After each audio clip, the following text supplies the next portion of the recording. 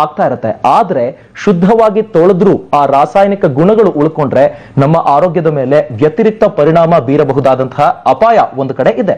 ಆದ್ರೆ ರೈತರು ನೈಸರ್ಗಿಕವಾಗಿ ಬೆಳೆದ ಮಾವಿಗೆ ಈ ರಾಸಾಯನಿಕ ಸೇರ್ಪಡಿಸುವಂತದ್ದು ಅದರ ಒಂದು ಪೋಷಣೆ ಯಾಕೆ ಆಗುತ್ತೆ, ಅದನ್ನ ಯಾವ ರೀತಿ ತಡೆಗಟ್ಟಬಹುದು, ಈ ಎಲ್ಲದರ ಬಗ್ಗೆ ನಾವು ಮಾತನಾಡ್ತೇವೆ.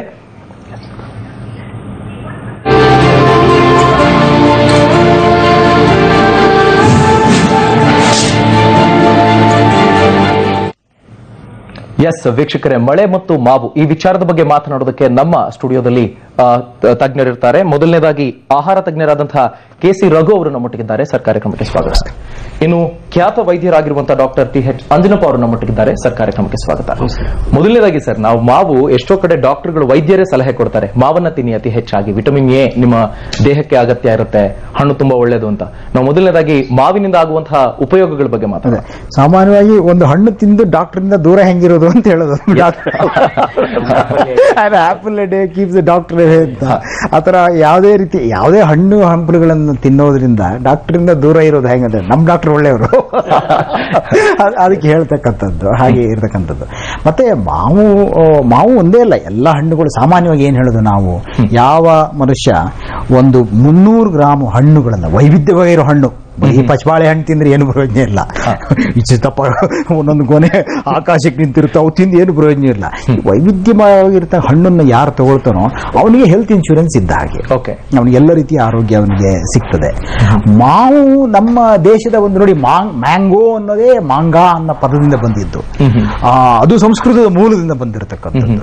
ಮಾವು ನಮ್ಮ ದೇಶದ ಒಂದು ಪರಂಪರೆ, ಸಂಸ್ಕೃತಿ, ಆಮೇಲೆ ನಮ್ಮ ಸಂಸ್ಕೃತ ಕಾವ್ಯ ಇರ್ಬೋದು, ಕನ್ನಡ ಕಾವ್ಯಗಳಿರ್ಬೋದು, ಎಲ್ಲ ಕಡೆ ಮಾವಿನ ನಾವು ಕೊಂಡಾಡ್ಬಿಟ್ಟಿದ್ದಾರೆ, ಕಾಳಿದಾಸನಿಂದ ಹಿಡಿದು. ಹಾಗಾಗಿ ಮಾವು ದೇಶದ ಒಂದು ಇದು.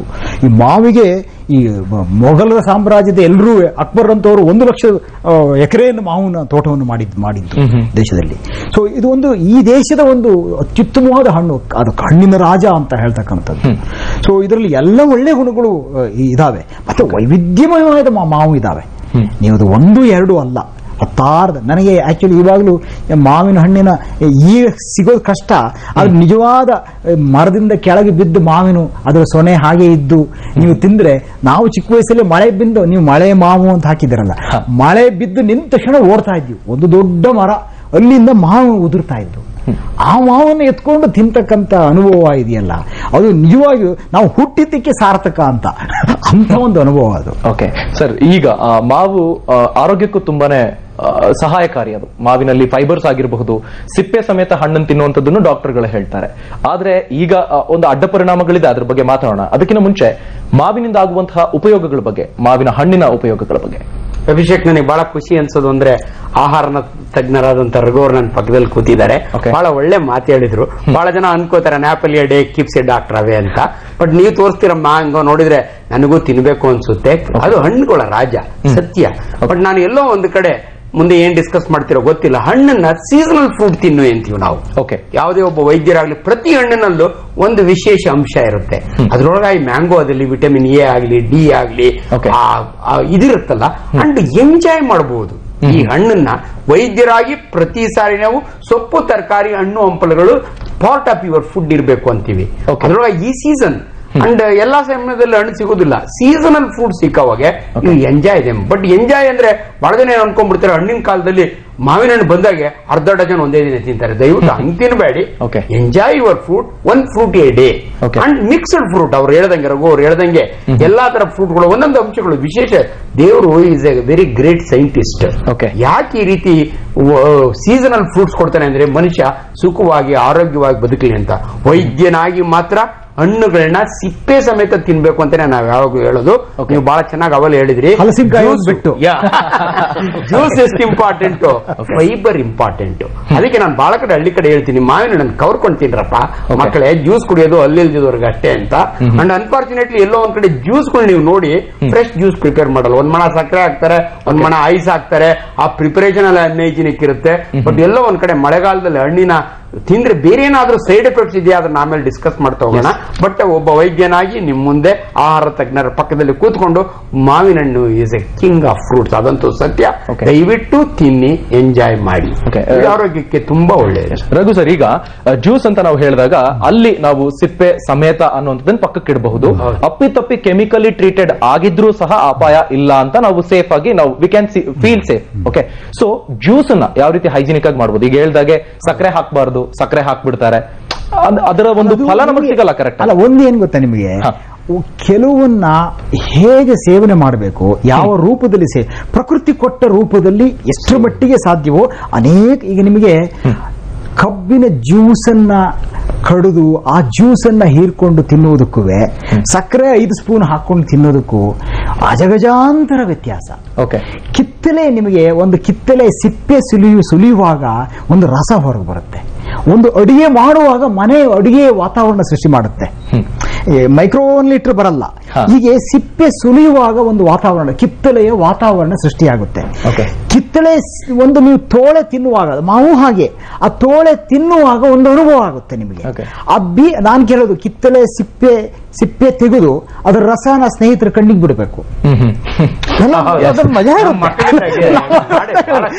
ಇದೆಲ್ಲ ಜ್ಯೂಸ್ ಅಲ್ಲಿ ಇವೆಲ್ಲ ಇಲ್ಲ. Enjoying the food. ಬಹಳ ಜನ ಇದು ಹೊರಟೋಗ್ಬಿಟ್ಟಿದೆ. ಆಮೇಲೆ ಅದು ಆ ಬೀಜ ಆ ಲೋಳಿ ಇರುತ್ತೆ, ಅದು ಸಾಮಾನ್ಯ ಚಿಕ್ಕ ವಯಸ್ಸಲ್ಲಿ ಎಷ್ಟು ದೂರ ಹಾರಿಸಬಹುದು ಅಂತ ನೋಡಿ.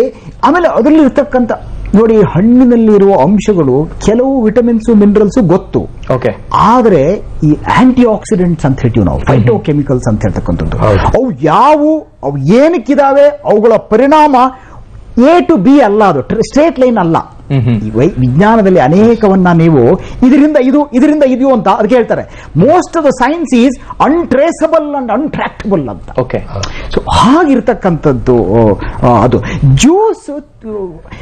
ಜ್ಯೂಸ್ ಕುಡಿಲೇಬಾರದು ಅಂತಲ್ಲ, ಆದ್ರೆ ಹಣ್ಣನ್ನು ಹಣ್ಣಾಗೇ ತಿನ್ನಬೇಕು. ಸರ್, ಜೊತೆಗೆ ಈಗ ಆಫ್ ದ ಸೀಸನ್ ಫ್ರೂಟ್ಸ್ ಎಲ್ಲ ಒಂದು ಕಡೆ, ಆಫ್ ದ ಸೀಸನ್ ಅಂದ್ರೆ ನೈಸರ್ಗಿಕವಾಗಿ ನಿಮಗೆ ಬೆಳೆಯುವಂತ ಕಾಲ ಅಲ್ಲ. ಫೈನ್. ಸೊ ನೀವು ಆಗ್ಲೇ ಹೇಳಿದಾಗ, ಆಫ್ ದ ರೆಕಾರ್ಡ್ ನಾವು ಮಾತಾಡಿದಾಗೆ, ಬೇಗ ಫ್ಲವರಿಂಗ್ ಆಗುವಂತದ್ದು ಟೆಕ್ನಿಕ್ಸ್ ಇರಬಹುದು. ಅಂದ್ರೆ ಈ ಟೆಕ್ನಾಲಜಿ ಎಲ್ಲೋ ಒಂದು ಕಡೆ ನಿಸರ್ಗಕ್ಕೆ ಮಾರಕ ಅನ್ನೋದು ಇದ್ದೇ ಇದೆ. ಹಣ್ಣುಗಳಲ್ಲೂ ಆ ಟೆಕ್ನಾಲಜಿ ಓವರ್ಟೇಕ್ ಮಾಡ್ತಿದೆ. ಆಫ್ ದ ಸೀಸನ್ ಫ್ರೂಟ್ಸ್ ಅಂದ್ರೆ ಸ್ವಲ್ಪ ಮಟ್ಟದ ಅಟ್ಲೀಸ್ಟ್ 100 ಒಂದು 10% ಆದ್ರೂ ನಿಮ್ಗೆ ಅಪಾಯ ಅನ್ನುವಂಥದ್ದು ಇರುತ್ತೆ ಅಂತ ಹೇಳ್ತಾರೆ. So of the season fruits ಬಗ್ಗೆ ಏನ್ ಹೇಳ್ತೀವಿ? ಅಲ್ಲ, ಆಫ್ ದ ಸೀಸನ್ ಏನ್ ಹೇಳ್ತಾರೆ, ನಮಗೆ ಸೀಸನ್ ಅಂತ ಹೇಳ್ತಾರೆ. Man is the only animal who wants hot when it is cold. ಇದಿದ್ದಾಗ ಇಲ್ಲದನ್ನೇ ಬೇಡವನು ಅಂತ ಹೇಳ್ತಕ್ಕಂಥದ್ದು ಒಂದು ಇದೆ. ಆದ್ರೆ ಈ ಸೀಸನಲ್, ಈಗ ಏನಾಯ್ತು, ಸೀಸನಲ್ ಫ್ರೂಟ್ಸ್ ಒಳ್ಳೇದು, ಬೆಸ್ಟ್, ಅದು ಗೊತ್ತಿರುತ್ತೆ. ಅದು ಯಾರೋ ಈ ನಾಗಾ ಸಂತರು ಇದಕ್ ಬರ್ತಿದ್ರಂತೆ, ಏನು ಕುಂಭಮೇಳಕ್ಕೆ ಬರ್ತಾರಂತೆ. ಅವಾಗ ಅವ್ರು ಹೇಳಿದ್ರೆ, ನಿಮ್ಗೆ ಹೆಂಗ್ ಗೊತ್ತಾಗುತ್ತೆ ಕುಂಭಮೇಳ ಅಂತ ಹೇಳಿ ಅಂತ? ಇಲ್ಲ, ಹಿಮಾಲಯದ ಇಂತಹ ತುದಿಯಲ್ಲಿ ಇಂತಹ ಹೂ ಬಿಡುತ್ತೆ, ಆಗ ಕುಂಭಮೇಳ ಅಂತ.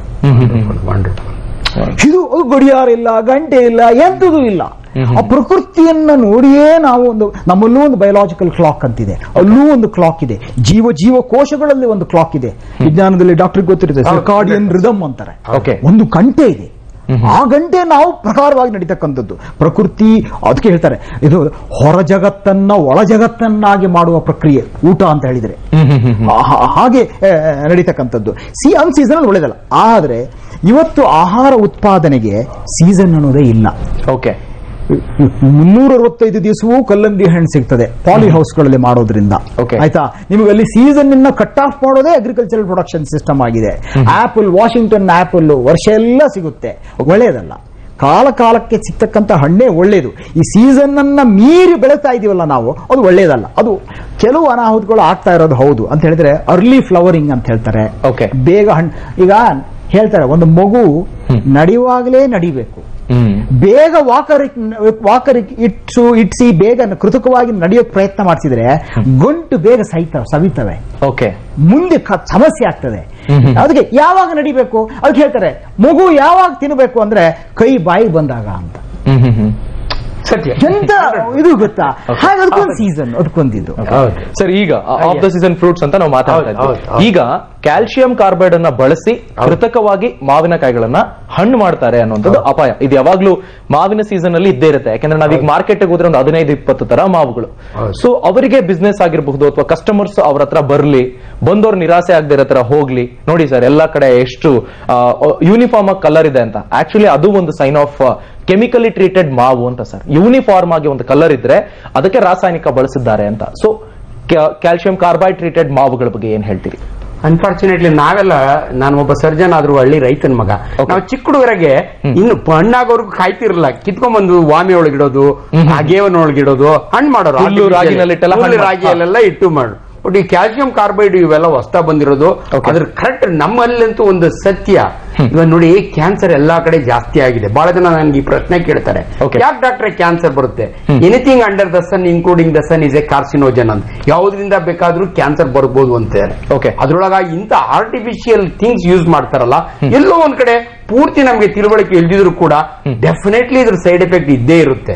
ಇದನ್ನೆಲ್ಲ ಹೆಂಗ್ ಯೂಸ್ ಮಾಡ್ತಾರೆ. ಬಟ್ ಕೆಮಿಕಲ್ಸ್ ಬಗ್ಗೆ ಅಷ್ಟು ಡೀಟೇಲ್ಸ್ ನಾನು ಡಾಕ್ಟರ್ ಆಗಿ ನಾನು ತಿಳ್ಕೊಂಡಿರಲ್ಲ, ಇವರಿಂದ ನಾನು ತಿಳ್ಕೋಬೇಕು. But definitely any out side chemical will have A side effect on particular GIT. ನಮ್ಮ ಇದರಲ್ಲಿ GIT ಸಿಸ್ಟಮ್ ನಲ್ಲಿ ಆಹಾರ ಇದ್ರ ಮೇಲೆ ಡೆಫಿನೆಟ್ಲಿ ಸಮ್ ಸೈಡ್ ಎಫೆಕ್ಟ್ ಇರುತ್ತೆ.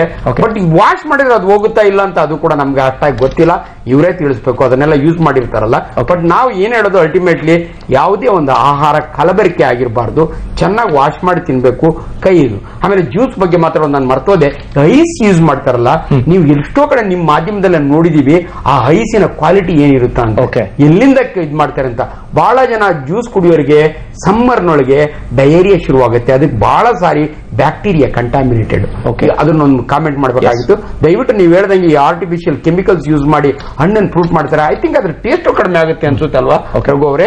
ನಾವು ನ್ಯಾಚುರಲಿ ಮರದಿಂದ ಬಂದಂತ ಹಣ್ಣನ್ನು ತಿನ್ನೋದು ಟೇಸ್ಟ್ಗೂ ಆರ್ಟಿಫಿಷಿಯಲ್ ಹಣ್ಣು ಮಾಡಿರೋ ಟೇಸ್ಟ್ಗೂ I think there is a difference. People may not understand. ವೀಕ್ಷಕರೇ, ಈ ಬಗ್ಗೆ ಇನ್ನಷ್ಟು ಚರ್ಚೆಯನ್ನ ಮಾಡ್ತೀವಿ. ಕೃತಕವಾಗಿ ರಾಸಾಯನಿಕಗಳನ್ನ ಬಳಸಿದಂತಹ ಮಾವನ್ನ ನಾವು ಉಪಯೋಗಿಸೋದಾದ್ರೆ ಯಾವೆಲ್ಲ ಮುಂಜಾಗ್ರತಾ ಕ್ರಮಗಳನ್ನ ಕೈಗೊಳ್ಳಬೇಕು, ಆ ಬಗ್ಗೆ ಮಾತಾಡ್ತೀವಿ ಚಿಕ್ಕ ಬ್ರೇಕ್ ನಂತರ.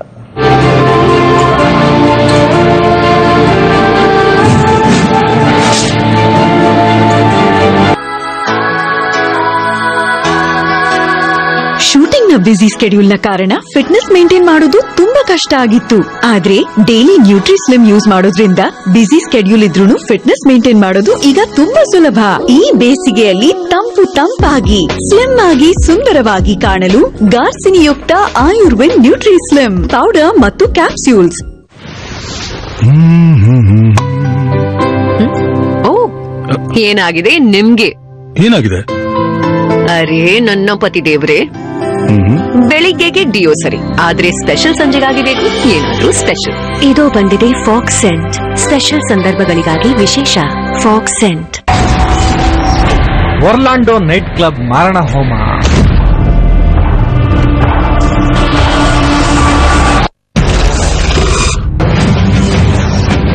ಅವನು 50 ಜನರನ್ನ ಬಲಿ ತೆಗೆದುಕೊಂಡ.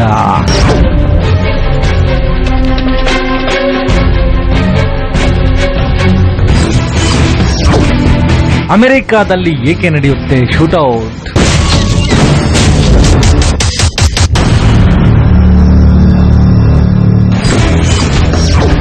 ಬದುಕೆ ಬಂದೂಕು.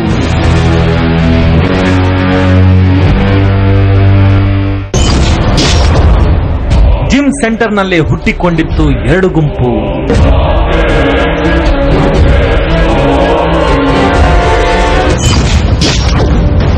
ಎರಡು ಗುಂಪುಗಳ ನಡುವೆ ನಡೆದಿತ್ತು ಮಾರಾಮಾರಿ.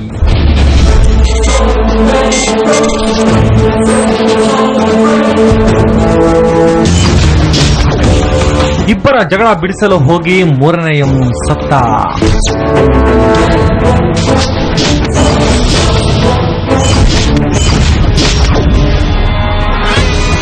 ಬಲಿಪಶು.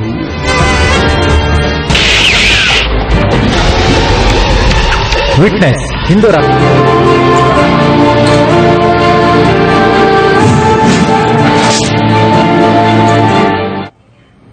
ವೆಲ್ಕಮ್ ಬ್ಯಾಕ್ ವೀಕ್ಷಕರೇ. ಮಳೆಗಾಲದಲ್ಲಿ ಮಾವು ಮುದ ನೀಡುತ್ತೆ. ಆ ಮಾವು ಅಷ್ಟು ಮುದ ನೀಡುವುದಕ್ಕೆ ಯಾವೆಲ್ಲ ಕೃತಕವಾಗಿ ರಾಸಾಯನಿಕಗಳನ್ನ ಬಳಸಿ ಆ ಒಂದು ಬ್ಯೂಟಿಯನ್ನ ಅದಕ್ಕೆ ಕೊಡ್ತಾರೆ, ಈ ಬಗ್ಗೆ ನಾವು ಮಾತನಾಡ್ತಾ ಇದ್ವಿ. ರಘು ಸರ್, ಈಗ ಮಾವು ಗಿಡದಲ್ಲೇ ಮಾಗೋದಕ್ಕೂ ಜೊತೆಗೆ ಅನ್ಸೀಸನಲ್ ಕಾಲ ಅಲ್ಲದ ಕಾಲದಲ್ಲಿ ಮಾರುಕಟ್ಟೆಗೆ ಬಂದು ಬಣ್ಣ ತುಂಬಿಕೊಂಡು ರಸಪುರಿ ಮಾವಿನ ತಗೊಳ್ಳಿ ಅಂತ ಕೊಡ್ತಾರಲ್ಲ, ಏನ್ ವ್ಯತ್ಯಾಸ ಅನ್ಸುತ್ತೆ ಸರ್ ಆರ್ಟಿಫಿಷಿಯಲ್ ರೈಪನಿಂಗ್ ಬಗ್ಗೆ? ಒಂದೇನಾಗುತ್ತೆ ಗೊತ್ತಾ ನೋಡಿ, ಈಗ ಏನಾಗಿದೆ ಎಲ್ಲಾ ಕಡೆ ಲೇಬರ್ ಶಾರ್ಟೇಜು ಅದು ಇದು ಸಮಸ್ಯೆ ಇದ್ದದ್ದು. ಈಗ ಯಾವ ಹಣ್ಣುಗಳು ಕುಯ್ಯೋವಾಗ ಅದು ಪಕ್ವವಾಗಿದೆಯೋ ಎಳಸೋ ಎಲ್ಲ ಒಂದ್ಸಾರಿ ಕುಯ್ಕೊಂಡು ಬಂದ್ರೆ ಖರ್ಚು ಕಮ್ಮಿ, ಗೋಡದು ಉದುರಿಸ್ಬಿಟ್ರೆ ಖರ್ಚು ಕಮ್ಮಿ. ಇಲ್ಲ ಬೆಳೆತಿರೋ ಕಾಯಿನೇ ಕಿತ್ತು ಹಣ್ಣು ಮಾಡಿ ಮಾರಿದ್ರೆ ನಿಜವಾಗಿಯೂ ಒಳ್ಳೇದು. ಏನ್ ಮಾಡ್ತಾರೆ, ಎಲ್ಲ ತಗೊಂಡ್ ಬಂದು ಪೀಚು ಪಕ್ವವಾಗಿದ್ದು ಎಲ್ಲ ತಂದುಬಿಟ್ಟು ಅದನ್ನು ಹಾಗೆ ಕೃತಕವಾಗಿ ನಾವೇನು ಹಾಕಬೇಕಾಗಿಲ್ಲ. ಈಗ ಎಷ್ಟೋ ಕಡೆ ಇವತ್ತು ಹಳ್ಳಿಯಲ್ಲಿ ಡಾಕ್ಟರ್ ಹೇಳಿದಾಗೆ ಹುಲ್ಲಿನ ಬೆದೆಯಲ್ಲಿ ಇರ್ತಕ್ಕಂಥದ್ದು, ಹಗೆಯಲ್ಲಿ ಇರ್ತಕ್ಕಂಥ ಹಗೆವು ಅಂದ್ರೆ ಇವತ್ತು ಡಾಕ್ಟರ್ ಹೇಳ್ತಿದ್ದಾರೆ ಗೊತ್ತೇ ಇಲ್ಲ. ಅದಾಯ್ತಾ, ಭೂಮಿ ಅಡಿಯಲ್ಲಿ ಅದು ಇದಿರಬಾರ್ದು, ಏನು ಆಕ್ಸಿಜನ್ ಇಲ್ಲದೆ ರೀತಿಯಲ್ಲಿ, ಆಮ್ಲಜನಕ ಇಲ್ಲದೆ ರೀತಿಯಲ್ಲಿ ಗುಂಡಿ ತೋಡಿ ಇದು ಅದು ಹಗೆಯನ್ನು ಕಟ್ಟೋದೇ ದೊಡ್ಡ ಕಲೆ ಅದು. ಅಂತಾದ್ರ ಅಡಿಯಲ್ಲಿ ಇಟ್ಟು ಮಾಗಿಸ್ತಕ್ಕಂಥದ್ದು ಅವುಗಳು ರಸಭರಿತವಾಗಿರ್ತವೆ. ಆದ್ರೆ ಏನ್ ಮಾಡ್ತಾರೆ, ನೀವು ಹೇಳಿದಾಗೆ ಒಂದು ನಮ್ಮ ಕೃಷಿ ವಿಶ್ವವಿದ್ಯಾಲಯಗಳು ಮತ್ತು ICAR ಅಂತ ಏನ್ ಹೇಳ್ತೀವಿ, Indian council of agriculture research ಅವರು ಕೂಡ ಸ್ವಲ್ಪ ತಪ್ಪು ಮಾಡಿದ್ದಾರೆ. ಏನ್ ಮಾಡಿದ್ರು, ಇಲ್ಲ ನೀವು ಕೃತಕವಾಗಿ ಹಣ್ಣು ಮಾಡಬಹುದು ಅಂತ ಪುಸ್ತಕ. ಈಗ ಹಾರ್ಟಿಕಲ್ಚರ್ ಟೆಕ್ಸ್ಟ್ ಬುಕ್ ಅಲ್ಲೆಲ್ಲ 4 ವರ್ಷದ ಮೊದಲವರೆಗೂ ಇತ್ತು. ಕಾರ್ಬೈಡ್ ಹಾಕಿ Indian government university agriculture university ಅವರು ಕಾರ್ಬೈಡ್ ಹಾಕಿ ಹಣ್ಣು ಮಾಡಬಹುದು ಅಂತ. ಕಾರ್ಬೈಡ್ ಏನು, ಕಾರ್ಬೈಡ್ ಹಾಕೋದ್ರಿಂದ ಒಂದೇನು, ಬೇಗ ರಾತ್ರಿ ಹಣ್ಣು ಆಗೋದು. ಇನ್ನೊಂದು ಎಲ್ಲ ನೀವು ಹೇಳಿದ ಹಾಗೆ ಯೂನಿಫಾರ್ಮ್ ಆಗಿ ಬಣ್ಣ ಬರ್ತಕ್ಕಂಥದ್ದು. ಇವೆರಡು ಕಾಣ್ತದೆ. ಬೇಗ ಹಣ್ಣು ಮಾಡೋದು, ಯೂನಿಫಾರ್ಮ್ ಆಗಿ ಮಾರುಕಟ್ಟೆಯಲ್ಲಿ ಬಿಕ್ರಿ ಮಾಡಿಬಿಡಬಹುದು ಅಂತ. ಸಮಸ್ಯೆ ಏನು, ಕಾರ್ಬೈಡ್ ಹಾಕೋದ್ರಿಂದ. ಕಾರ್ಬೈಡ್ ವೆಲ್ಡಿಂಗ್ ಗ್ಲಾಸ್, ನೀವು ವೆಲ್ಡಿಂಗ್ ಗ್ಯಾಸ್ ಮಾಡ್ತಾರಲ್ಲ, ಅದಕ್ಕೆ ಬಹಳ ಕಮ್ಮಿ, 5 ರೂಪಾಯಿ 6 ರೂಪಾಯಿ 1 kg ಕಲ್ಲು ಸಿಗುತ್ತೆ. ಆ ಕಲ್ಲನ್ನು ಪೇಪರ್ ಅಲ್ಲಿ ಸುತ್ತಿಬಿಟ್ಟು ಅಲ್ಲಿ ಇಲ್ಲಿ ಇಟ್ಬಿಟ್ರೆ ಗ್ಯಾಸ್ ಹೊರಗಡೆ ಬರುತ್ತೆ. ಏನು, ಅಸಿಟಿಲಿನ್ ಗ್ಯಾಸ್ ಅಂತ, ಅದರಲ್ಲೇ ವೆಲ್ಡ್ ಮಾಡೋದು. ಆ ಅಸಿಟಿಲಿನ್ ಗ್ಯಾಸ್ ಹೊರಗಡೆ ಬಂದಾಗ ಮಾಗಿ ಬೇಗ ಹಣ್ಣಾಗ್ಬಿಡ್ತವೆ. ಆದ್ರೆ ಅದೇ ಗ್ಯಾಸ್ ಬಂದು ಹಣ್ಣಾಗಿದ್ರೆ ಹೆಚ್ಚು ಸಮಸ್ಯೆ ಇರ್ತಿರ್ಲಿಲ್ವೇನೋ. ಆದ್ರೆ ಆ ಕಲ್ಲಲ್ಲಿ ಫಾಸ್ಫೀನ್ ಮತ್ತು ಆರ್ಸೆನಿಕ್ ಇದೆ. ಆರ್ಸೆನಿಕ್ ಡಾಕ್ಟರ್ ಗೊತ್ತಿರುತ್ತೆ, ಹೆವಿ ಮೆಟಲ್, ಅದು ತುಂಬಾ ಡೇಂಜರ್. ಆ ಆರ್ಸೆನಿಕ್ ಏನ್ ಮಾಡುತ್ತೆ, ಆರ್ಸಿನ್ ಅನ್ನೋ ಗ್ಯಾಸ್ ಅನ್ನು ಹೊರಗಡೆ ಹಾಕುತ್ತೆ. ಫಾಸ್ಫೀನ್ ಅನ್ನೋ ಇನ್ನೊಂದು ಪಾಯ್ಸನಸ್ ಗ್ಯಾಸ್ ಹೊರಗಡೆ ಬರುತ್ತೆ. ಇವು ಎರಡೂ ಗ್ಯಾಸು ಪಾಯ್ಸನಸ್ ಗ್ಯಾಸ್ಗಳು. ಅದು ಹಣ್ಣು ಮಾಡೋ ಒಂದೇ ಗ್ಯಾಸ್ ಆಗಿದ್ರೆ ಪರವಾಗಿರಲಿಲ್ಲ. ಈ ಆರ್ಸಿನ್ ಮತ್ತು ಫಾಸ್ಫೀನ್ ಅನ್ನೋ ಗ್ಯಾಸ್ಗಳು ಬರೋದ್ರಿಂದ ಆರೋಗ್ಯಕ್ಕೆ ಬಹಳ ದುಷ್ಪರಿಣಾಮ ಬೀಳ್ತದೆ. ಎರಡನೇದು, ಯಾವುದೇ ಒಂದು ಹಣ್ಣು ತಾನಾಗಿ ಪರಿಪಕ್ವವಾದಾಗ ಅದರಲ್ಲಿ ಎಲ್ಲ ಲಘು ಪೋಷಕಾಂಶಗಳು ಸಿದ್ಧವಾಗ್ತವೆ. ಅದೊಂದು ತಯಾರಿ, ಅದು ಪ್ರಕೃತಿ. ಇದು ಹೇಳ್ತಾರೆ, it is a sun cooked food, not artificially cooked food. Sun cooked ಅದು ಕೃತಕ ಆರ್ಜಿ ಆದಾಗ ಅದರಲ್ಲಿ ಲಘು ಪೋಷಕಾಂಶ, ವಿಟಮಿನ್ಸ್ಗಳಿರ್ಬೋದು, ಮಿನರಲ್ಸ್ಗಳಿರ್ಬೋದು, ಈ ಪೌಷ್ಟಿಕಾಂಶಗಳನ್ನ ಹೇಳಿದೆ, ಫೈಟೋಕೆಮಿಕಲ್ಸ್, ಆಂಟಿ ಆಕ್ಸಿಡೆಂಟ್ಸ್ ಅಂತ ಹೇಳ್ತೀವಿ, ಅವೆಲ್ಲವೂ ಇರ್ತವೆ. ಇದೆಲ್ಲ ನಮಗೆ ಸಿಗಲ್ಲ. ವಿಷ ಗಾಳಿ ತುಂಬಿಕೊಡ್ತು. ಅದ್ರ ಜೊತೆಗೆ ಡಾಕ್ಟರ್ ಹೇಳಿದಾಗೆ ಬಹಳ ಮುಖ್ಯವಾಗಿದ್ದು ಅಂತ ಹೇಳಿದ್ರೆ, ನನಗೆ ಒಂದು ಆನಂದಮಯವಾದ ಜಗತ್ತನ್ನ ಒಂದು ಹಣ್ಣು ಕಟ್ಟಿಕೊಡುತ್ತೆ. ನಾನು ಹಣ್ಣಾಗುವ ಪ್ರಕ್ರಿಯೆ ಅಂತ ಹೇಳ್ತಕ್ಕಂಥ, ಆಯ್ತಾ, ಆನಂದಮಯ, ಬ್ಲಿಸ್ಫುಲ್ ಸ್ಟೇಟ್ ಅಂತ ಹೇಳ್ತಕ್ಕಂಥ.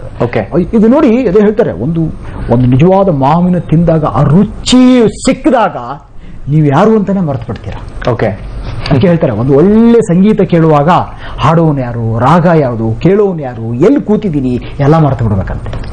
ಹಾಗೆ ಆಹಾರದ ರಸ ಮತ್ತು ರುಚಿ ಹಾಗೆ ಕಟ್ಟಿಕೊಡ್ತದೆ. ಮತ್ತೆ ಇನ್ನೊಂದು ಹೇಳ್ತಾರೆ, ಯಾರಿಗೆ ರಸತತ್ವ ಗೊತ್ತಿರುತ್ತೋ, ರಸಜ್ಞನಾಗಿರ್ತಾನೋ, ಅವನಿಗೆ ಏಸ್ಥೆಟಿಕ್ ಸೆನ್ಸ್ ಇರುತ್ತೋ, ಅವನು ತಿಂಡಿಪೋತ ಆಗಲ್ಲ, ಅವನು ಹೆಚ್ಚು ತಿನ್ನಲ್ಲ. ಯಾಕಂದ್ರೆ ಅವನಿಗೆ ರಸ, ರುಚಿಯ ಅನುಭವ, ಅದರ ಪ್ರಮಾಣ, ಅದರ ಪ್ರಾಮಾಣ್ಯ ಎಲ್ಲ ಗೊತ್ತಿರುತ್ತೆ. ಎಲ್ಲೋ ಒಂದ್ ಕಡೆ ನಾನು ವೈದ್ಯನಾಗಿ ನಿಮ್ಗೆಲ್ಲ ವಿಟಮಿನ್ ಸಿಗ್ಬೇಕು, ಪ್ರೋಟೀನ್ ಸಿಗ್ಬೇಕು, ನ್ಯೂಟ್ರಿಯೆಂಟ್ ಸಿಗ್ಬೇಕು, ಈ ಉದ್ದೇಶ ಅಷ್ಟೇ ನನ್ನ ತಲೆಯಲ್ಲಿರುತ್ತೆ. ನಿಜವಾಗ್ಲೂ ಇವತ್ತು ಆಹಾರ ತಜ್ಞರು ಇಷ್ಟೆಲ್ಲ ಆಗುತ್ತೆ ಅನ್ನೋದು ಅದ್ರ ದುಷ್ಪರಿಣಾಮ ನನಗೆ ಗೊತ್ತು. ಬಟ್ ಇಷ್ಟೆಲ್ಲ ಈ ಆರ್ಟಿಫಿಷಿಯಲ್ ಇದರಿಂದ ದುಷ್ಪರಿಣಾಮ ಆಗುತ್ತಾ ಗೊತ್ತಿರೋ. ಈಗ ಆರ್ಸೆನಿಕ್ ಲಿಬರೇಟ್ ಆಗುತ್ತೆ, ಅಸಿಟಲಿನ್ ಗ್ಯಾಸ್ಗಳು. ಓಕೆ, ಸೊ ಈ ಗ್ಯಾಸ್ಗಳೆಲ್ಲ ಲಿಬರೇಟ್ ಆಗುತ್ತೆ, ಅವ್ರು ಅದರಿಂದ ಹಣ್ಣು ಮಾಡಿರ್ತಾರೆ. ನಮಗೆ ವಿಧಿನೇ ಇಲ್ಲ, ತಂದು ಬಿಡ್ತೀವಿ. ಸೊ ನಾವೇನಾದ್ರೂ ಬೇರೆ ಕ್ರಮಗಳನ್ನ ಕೈಗೊಳ್ಳಬಹುದಾ? ಈಗ ಸಿಪ್ಪೆ ತೆಗೆದು ತಿನ್ನುವಂತದ್ದು ರೂಢಿ ಇದೆ, ಆ ಸಿಪ್ಪೆಗೆ ಮಾತ್ರ ಎಫೆಕ್ಟ್ ಅಂತ ನಾವು ಹೇಗ್ ಬಿಲೀವ್ ಮಾಡೋದು? ಅದನ್ನ ನನಗೆ ಗೊತ್ತಾಗ್ತಾ ಇಲ್ಲ. ನನಗೂ ಕೂಡ ನಿಜವಾಗ್ಲೂ ನನಗೆ ಗೊತ್ತಿಲ್ಲ. ಈ ಆರ್ಸೆನಿಕ್ ಬರೀ ಸಿಪ್ಪೆ ಮೇಲೆ ಇರ್ತದೋ, ಹಣ್ಣೊಳಗೂ ಹೋಗುತ್ತೋ. ಬಟ್ ಆರ್ಸೆನಿಕ್ ಇಸ್ ಡೆಫಿನೆಟ್ಲಿ ಆರೋಗ್ಯದ ಮೇಲೆ ಪರಿಣಾಮ ಬೀಳುತ್ತೆ. Oxygen carrying capacity of the blood ಕಡಿಮೆ ಆಗುತ್ತೆ ಈ ಆರ್ಸೆನ್ ಇದರಿಂದ. ಸೊ ದೇಹದ ಪ್ರತಿ ಸೆಲ್ಗೂ ಕೂಡ ಆಕ್ಸಿಜನ್ ಬೇಕು. ಎಲ್ಲ ಇಷ್ಟೆಲ್ಲ ವಿಚಾರಗಳನ್ನ ನಾವು ಜನಗಳಿಗೆ ತಿಳಿಸೋದು ಬಹಳ ಇಂಪಾರ್ಟೆಂಟ್. ಬಟ್ ಡೆಫಿನೆಟ್ಲಿ ದುಷ್ಪರಿಣಾಮ ಅಂತೀವಿ ಸರ್. ಜೊತೆಗೆ ಈಗ ಮಿನಿಮಮ್ ರಿಕ್ವೈರ್ಮೆಂಟ್ಸ್ ಅಂತ, ಈಗ ನಾವು ಹಣ್ಣನ್ನ ಮನೆಗೆ ತಂದ್ರೆ ಎಲ್ಲೋ ತರ್ತೀವಿ, ಎಲ್ಲಿಂದನೋ ತರ್ತೀವಿ, ಅದು ಎಲ್ಲಿ ಬೆಳೆದಿದ್ ಗೊತ್ತಿಲ್ಲ, ಹೇಗೆ ಹಣ್ಣು ಮಾಡಿದ್ದಾರೆ ಗೊತ್ತಿಲ್ಲ, ಎಷ್ಟು ಸೇಫ್ ಅಂತ ಗೊತ್ತಿರಲ್ಲ. ಏನ್ ಕ್ರಮಗಳನ್ನ ಕೈಗೊಳ್ಳಬಹುದು ಆಸ್ ಅ ತುಂಬಾ ಬೇಸಿಕ್ ಆಗಿ ನಾವು ಮನೆಗಳಲ್ಲಿ? ಇಲ್ಲ, ವೆರಿ ಇಂಪಾರ್ಟೆಂಟ್. ಮನೆ ಮಕ್ಕಳೆಲ್ಲ ಕೂತ್ಕೊಂಡು ಹಣ್ಣನ್ನು ಹಂಚ್ಕೊಂಡು ತಿಂತೀವಿ. ಹಣ್ಣನ್ನ ತೊಳಿಬೇಕು. ನೀವು ನೋಡಿ ಕೆಂಗೇರಿ ಮೋರಿ ಒಳಗೆ ಆ ಗೊಬ್ಬರ ಯೂಸ್ ಮಾಡ್ಕೊಂಡಿರ್ತಾರೆ. ನಮಗೆ ಬಹಳ ಕೆಮಿಕಲ್ಸ್ ಅಷ್ಟೇ ಅಲ್ಲ, ಎಷ್ಟೋ ಕಡೆ ನೊಣಗಳು. ನಮ್ಮ ದೇಶದಲ್ಲಿ ಇದೊಂದು ನಮಗೆ ಬಹಳ ಭಯ. ಕಾಲರಾ, ಪರ್ಟಿಕ್ಯುಲರ್ಲಿ ಬೇಸಿಗೆ ಒಳಗೆ ಜಾಂಡೀಸು, ಇವೆಲ್ಲ ಕೂಡ ಫೀಕೋ ಓರಲ್ ಕಂಟಾಮಿನೇಷನ್ ಅಂತೀವಿ. ಹಣ್ಣಿನ ಮೇಲೆ ಒಂದ್ 4 ನೊಣ ಬಂದು ಕೂತ್ಕೊಂಡು ಅಂದ್ರೆ ಅಲ್ಲಿ ಶಿಟ್ ಮೇಲೆ ಕೂತ್ಕೊಂಡು ಬಂದು ಇದ್ರ ಮೇಲೆ ಕೂತ್ಕೊಂಡು ಅಂದ್ರೆ ಬ್ಯಾಕ್ಟೀರಿಯಾ. ಸೊ ಫಸ್ಟ್ ಪ್ರಿಯಾರಿಟಿ ಹಣ್ಣನ್ನ ವಾಶ್ ಮಾಡಬೇಕು. ಬಟ್ ಮೊನ್ನೆ ಎಲ್ಲೋ ನಿಮ್ದೆ ಮೀಡಿಯಾ ಒಳಗೆ ತೋರಿಸ್ತಿದ್ರಿ, ಆಪಲ್ ನೀವು ಎಷ್ಟು ವಾಶ್ ಮಾಡಿದ್ರು ಕೂಡ ಆ ವ್ಯಾಕ್ಸ್ ತೆಗಿಯಕ್ಕಾಗಲ್ಲ ಅಂತ. ಮ್ಯಾಂಗೋಗೂ ಹಂಗ್ ಮಾಡ್ತಾರೆ ಅನ್ನೋ ನನ್ಗೆ ಗೊತ್ತಿಲ್ಲ. ಬಟ್ ಅನೇಕ ಹಣ್ಣುಗಳನ್ನ ನಾವು ವಾಶ್ ಮಾಡ್ತೀನಿ ಅಂದ್ರೆ ಎಷ್ಟೋ ಸಲ ಡಾಕ್ಟ್ರೆ ನಿಮಗೆ ಗೊತ್ತಿಲ್ಲ, ವಾಶ್ ಮಾಡಿದ್ರು ಹೋಗಲ್ಲ ಅಂತಾರೆ. ಈ ವಿಚಾರ ನನಗಂತೂ ಗೊತ್ತಿಲ್ಲ. But definitely all fruit should be cleanly washed. ಅಷ್ಟೇ ಅಲ್ಲ, ತಮ್ಮ ಕೈಗಳನ್ನು ಕೂಡ ಹೈಜಿನಿಕ್. ಆಮೇಲೆ ಎಲ್ಲಂದ್ರಲ್ಲಿ ಬೀದಿಯಲ್ಲಿ ಕಟ್ ಮಾಡಿ ಮಾಡ್ತಾರಲ್ಲ ಅಂತ ಫ್ರೂಟ್ಸ್ ನ ಪರ್ಟಿಕ್ಯುಲರ್ ಶಾಲೆಗಳ ಮುಂದೆ ನಾವು ನೋಡ್ತೀವಿ, ಹಣ್ಣುಗಳನ್ನೆಲ್ಲ ಕಟ್ ಮಾಡ್ಕೊಂಡು ಮಾಡ್ತಾರೆ. ಮಕ್ಕಳಿಗೆ ಅಂತ ಹಣ್ಣುಗಳನ್ನ ತಿನ್ನೋದನ್ನ ಮನ ಮಾಡಬೇಕು. Very very important. Raghu sir, ಈಗ ನಾನು ಆಗ್ಲೇ ಮಾತಾಡಿದಾಗೆ ಸಿಪ್ಪೆ ಮೇಲೆ ಮಾತ್ರ ಎಫೆಕ್ಟ್ ಇರುತ್ತಾ ಅಥವಾ ಹಣ್ಣಿಗೂ ಆ ಎಫೆಕ್ಟ್ ಇರುತ್ತಾ ನಮಗ್ ಗೊತ್ತಿರಲ್ಲ. ನೀವು ಹೇಳಿದಾಗೆ ಲೇಬರ್ ಪ್ರಾಬ್ಲಮ್ಗಳಿರಬಹುದು, ರೈತರಿಗೆ ಅವರದ್ದೇ ಆದ ಸಮಸ್ಯೆಗಳಿದೆ. ಅವರು ತುಂಬಾನೇ ಕಷ್ಟಪಟ್ಟು ಮಾರ್ಕೆಟ್ ವರೆಗೂ ತಂದು ಕೊಡ್ತಾರೆ. ಅವರು ಬೆಳೆದಂತಹ ಒಂದು ಏನದು ಅಮೃತ ಅನ್ಕೊಳ್ಳಿ, ನೀವು ಆಗ್ಲೇ ಹೇಳಿದಾಗೆ ಒಂದು ದೈವತ್ವದ ಒಂದು ನಾವೇ ಹಣ್ಣಾಗೋ ಒಂದು ಪ್ರಕ್ರಿಯೆ.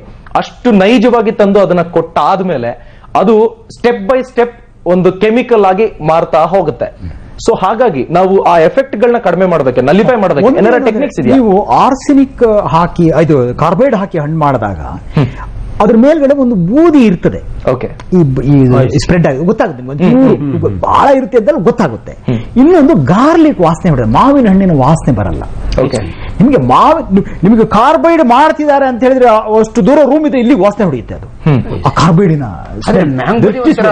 ವಂಡರ್ಫುಲ್ ಮ್ಯಾಂಗೋ ನ್ಯಾಚುರಲ್ ಹೋಗ್ಬಿಡುತ್ತೆ, ಅದು ಹೋಗ್ಬಿಡುತ್ತೆ.